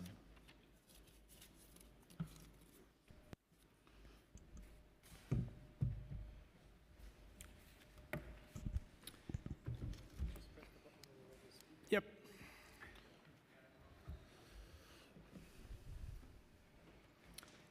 Good afternoon. I'm Brian Fritsch, Associate Director of the Permanent Citizens Advisory Committee to the MTA, or PCAC. PCAC was created by the state legislature in 1981 to be the official voice of riders on subways, buses, the Long Island Railroad, Metro North, and the Staten Island Railway. Transit riders have much to be thankful for following this year's New York State budget. We're looking forward to increased investment in the MTA, progress towards major capital projects like the Interborough Express and the 2nd Avenue Subway, and common sense laws like Sammy's Law that finally gives New York City control over its own speed limit. Now we're looking forward to even more proposals in the city budget that can help improve mobility around the 5 boroughs. We're particularly thankful for the City Council's support for extending the eligibility criteria of fair fares to 200% of the federal poverty level, and hope it gets over the finish line this year. Access to half-price fares is a game changer for low-income New Yorkers, but at its current eligibility threshold, far too few actually qualify. Raising the eligibility cap to 200% would help ensure that the working poor, including many New Yorkers living paycheck to paycheck or making minimum wage, can finally qualify for this critical program. PCAC also hopes to see fair fares extended to the Long Island Railroad and Metro North within New York City so that low-income riders can afford faster trips on the commuter railroads. Particularly as we prepare for congestion pricing to begin, riders need DOT and Mayor Adams to invest in meaningful expansion of the bus lane network, and we thank Chair Brooks Powers for paying particular attention to that this morning in her first round of questions. We're thrilled about recent expansion of the automated camera enforcement that will help keep cars and trucks out of dedicated bus lanes, and hope to see the city reach the streets plan legal requirement of 150 miles of new bus lanes by the end of next year. Unfortunately, there's a long way to go after previous targets have been missed. We're happy to see any progress, but riders around the city that more can be done to keep their buses out of traffic and improve on the woeful 8 miles per hour that they currently travel, which is the worst performance in the nation. Thank you. Thank you, Ryan. Can begin. Thank you for the opportunity to speak with you today. My name is Rosa Chang, and I'm the co-founder of Gotham Park, a grassroots 501c3 that was created in 2021 to open, operate, and maintain a new community-led public space in a neighborhood that has been historically underinvested and overlooked right outside of City Hall, divided by the Brooklyn Bridge, FDR Drive, and the Civic Center security zone. Our residents and businesses are triple burdened by civic infrastructure. We are an environmental justice neighborhood with racial, health, and structural inequity, and a historically disadvantaged community. I'm testifying at a DOT hearing because so much of our public spaces fall under DOT ownership. DOT is a de facto parks agency in our incredibly dense communities where transportation infrastructure land is the only land that's still available. Community are the grassroots of this grassroots endeavor, and with over 47,000 people living within a half-mile radius of the park, we are incredibly diverse. 20% of our families live below the federal poverty level, 20% are seniors, 64% are BIPOC, and we have 8,000 students literally across the street. We opened miraculously the first of 9 acres of planted and play space just last year, and we are opening another 2 acres this year. We worked our butts off to be able to program the space, and we continue to work our butts off to be able to take care of it. We program it, we plant it, we pick up the litter, and we work with our neighbors to collaborate on resiliency and education projects, health initiatives, programming, and the expansion of space for our community. We hosted a community block party just this Saturday with over 3,000 people attending, and we have been open for less than a year. We are asking for your financial support to uplift community-led public space initiatives like ours in a diverse neighborhood that has long done without. 3 acres in 3 years is an incredible accomplishment in city agency bureaucracy terms. I think we can agree on that. And we are fierce community advocates, and we have built momentum. Gotham Park is rare. It isn't every day that a new major public park can be created in New York City, or that community and elected support for a project align. In a city where major projects take decades to be greenlit, 3 acres in 3 years. So please support community-originated, supported, and led initiatives like ours. Please help us survive and thrive. Show your support with funding. We advocated so hard for this space, and we are making it work with the DOT and all of you. Please fund pathways to help us and grassroots projects like ours until we are able to stand on our own and bring up the next generation of legacy public space projects. Thank you for the opportunity to share Gotham Park with you today. Where is it exactly? Literally under the Brooklyn Bridge across Center Street. I would be happy to take you on a tour. It's messed up you didn't invite me to the block party. Well, I think we might have, but you might have not seen it. Wait, it's by like where Brooklyn Banks used to be over there? Yes, it is the Brooklyn Oh, it Banks. is the We Brooklyn opened the 9 stair. We're opening the big banks this year, and Got the it. small banks are going to be just after it. And I used to skateboard there when I was a kid. Are you? Well, then you should be coming on a site tour, shouldn't you? Skateboard. All right, that's very cool. Okay, I'm holding you to it. Yeah, right on. Thank you. Go ahead. Yeah. Hey, my name is Christopher Leon Johnson. Thank you, Justin Brannon. I'm not calling you Fester this time. For staying here, unlike your partner, Sylvian Brooks Powers, who is a crappy driver, and that should resign as the chair for the Transportation Infrastructure Committee. Now, I'm calling for the defunding, since it's the executive budget hearing, I'm calling for the defunding of transportation alternatives. I'm calling for a cap for Thursec New England that is working under Worker Justice Project, Los Nistos, to $250,000. They shouldn't be getting over $250,000 without a proper investigation, because the executive director of that nonprofit is shady. The issue here is this transportation committee is really influenced by the DOT, is really influenced by the transportation alternatives. Transportation alternatives owns the DOT. You might as well call this committee the Department of Transportation Alternatives and Open Plans Infrastructure Committee. This is a joke committee. I know, thank you, Brandon, for being here, but Brooks Powers, she's a joke of a chair. She is captain to Transalt. She's captain to Open Plans. She captains all these transportation-related nonprofits. Her past legislative director, Jack, was a simp to Elizabeth Adams. We need an investigation to transportation alternatives. We need an investigation into Sylvia Brooks Powers and her lobbying with Department of Transportation Alternatives. She does not listen to the people. She does not care about her driving record. She needs to resign as the chair for the Transportation Committee. It's a lot of things that's going on here. The DOT is really owned by Transportation Alternatives and Danny Harris and Elizabeth Adams and that crook, Kathy Paul Price, who is protecting that 7-time stalker, Kevin Lachera, who is nothing but the little simp to Lincoln Wrestler, a.k.a. Linky. So that's all I got to say. Defund Transalt, defund Open Plans, defund Worker Justice Project under Thursec New England. Thank you. Thank you. Thank you all. Okay, now we have on Zoom Glenn Balofsky.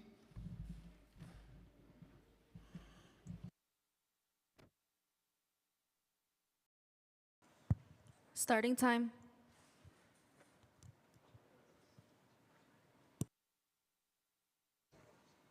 Glenn, if you're there, begin, please.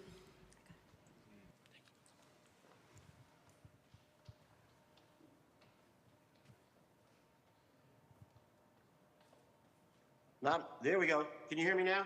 Hey, Glenn. Hey, how are you? Good. Go ahead. Good. Thank you so much. I want to appreciate you this morning, Chairman Brannon. Nice to see you. I want to thank you and all the electeds who spent time, DOT, and of course, all your important staff, central and district staff, and all of our friends for so many years. You're greatly appreciated, Justin. There's two things I want to talk about today on the record. One is we're also busy on making sure the essential things are done. Now, I'd like to ask to focus on something that's not essential, but will bring a tremendous amount of revenue, is monetizing the parking signs into LED displays. It seems like there's hundreds of millions of dollars in advertising dollars that will also turn this valuable asset, until right now, an asset that we're not using efficiently, hundreds of millions in advertising and allowing those signs to be in multiple languages and creating accessibility, because it could also then be, as you know, through an API fed right to an app, just like DOT does with so many other apps. So people don't have to get out of their cars, creating, fostering safety, and helping the disability community, seniors, those who have walking and health problems, from having to get out and walk a half a block or a mile to a sign. So monetize the revenue. Let's use it for important things and make life better. This is New York City, the best in technology, and we're using metal signs from 1950. It's time that we upgrade. Second thing is, as you know, I've been pressing for virtual hearings. And if the chair agrees or concurs, it'd be wonderful to have an oversight hearing on why PVV DOF has promised the speaker, promised the chair, all chairs, that they're going to have virtual hearings, meaning you could argue just like this. Thank you. Your with time a has hearing expired. examiner still stalling years and years past COVID. So I appreciate the chair's help, and thank you so much. Thank you, Glenn. Now we have Raul Rivera. Starting time. Good afternoon. Can you hear me? Yes, go ahead. So, good afternoon. My name is Raul Rivera. I'm a TLC driver and a TLC driver advocate. There's very little you can say, there's not much you can say with 2 minutes, but we do want to say that we do not trust the DOT. The DOT doesn't do their job. The DOT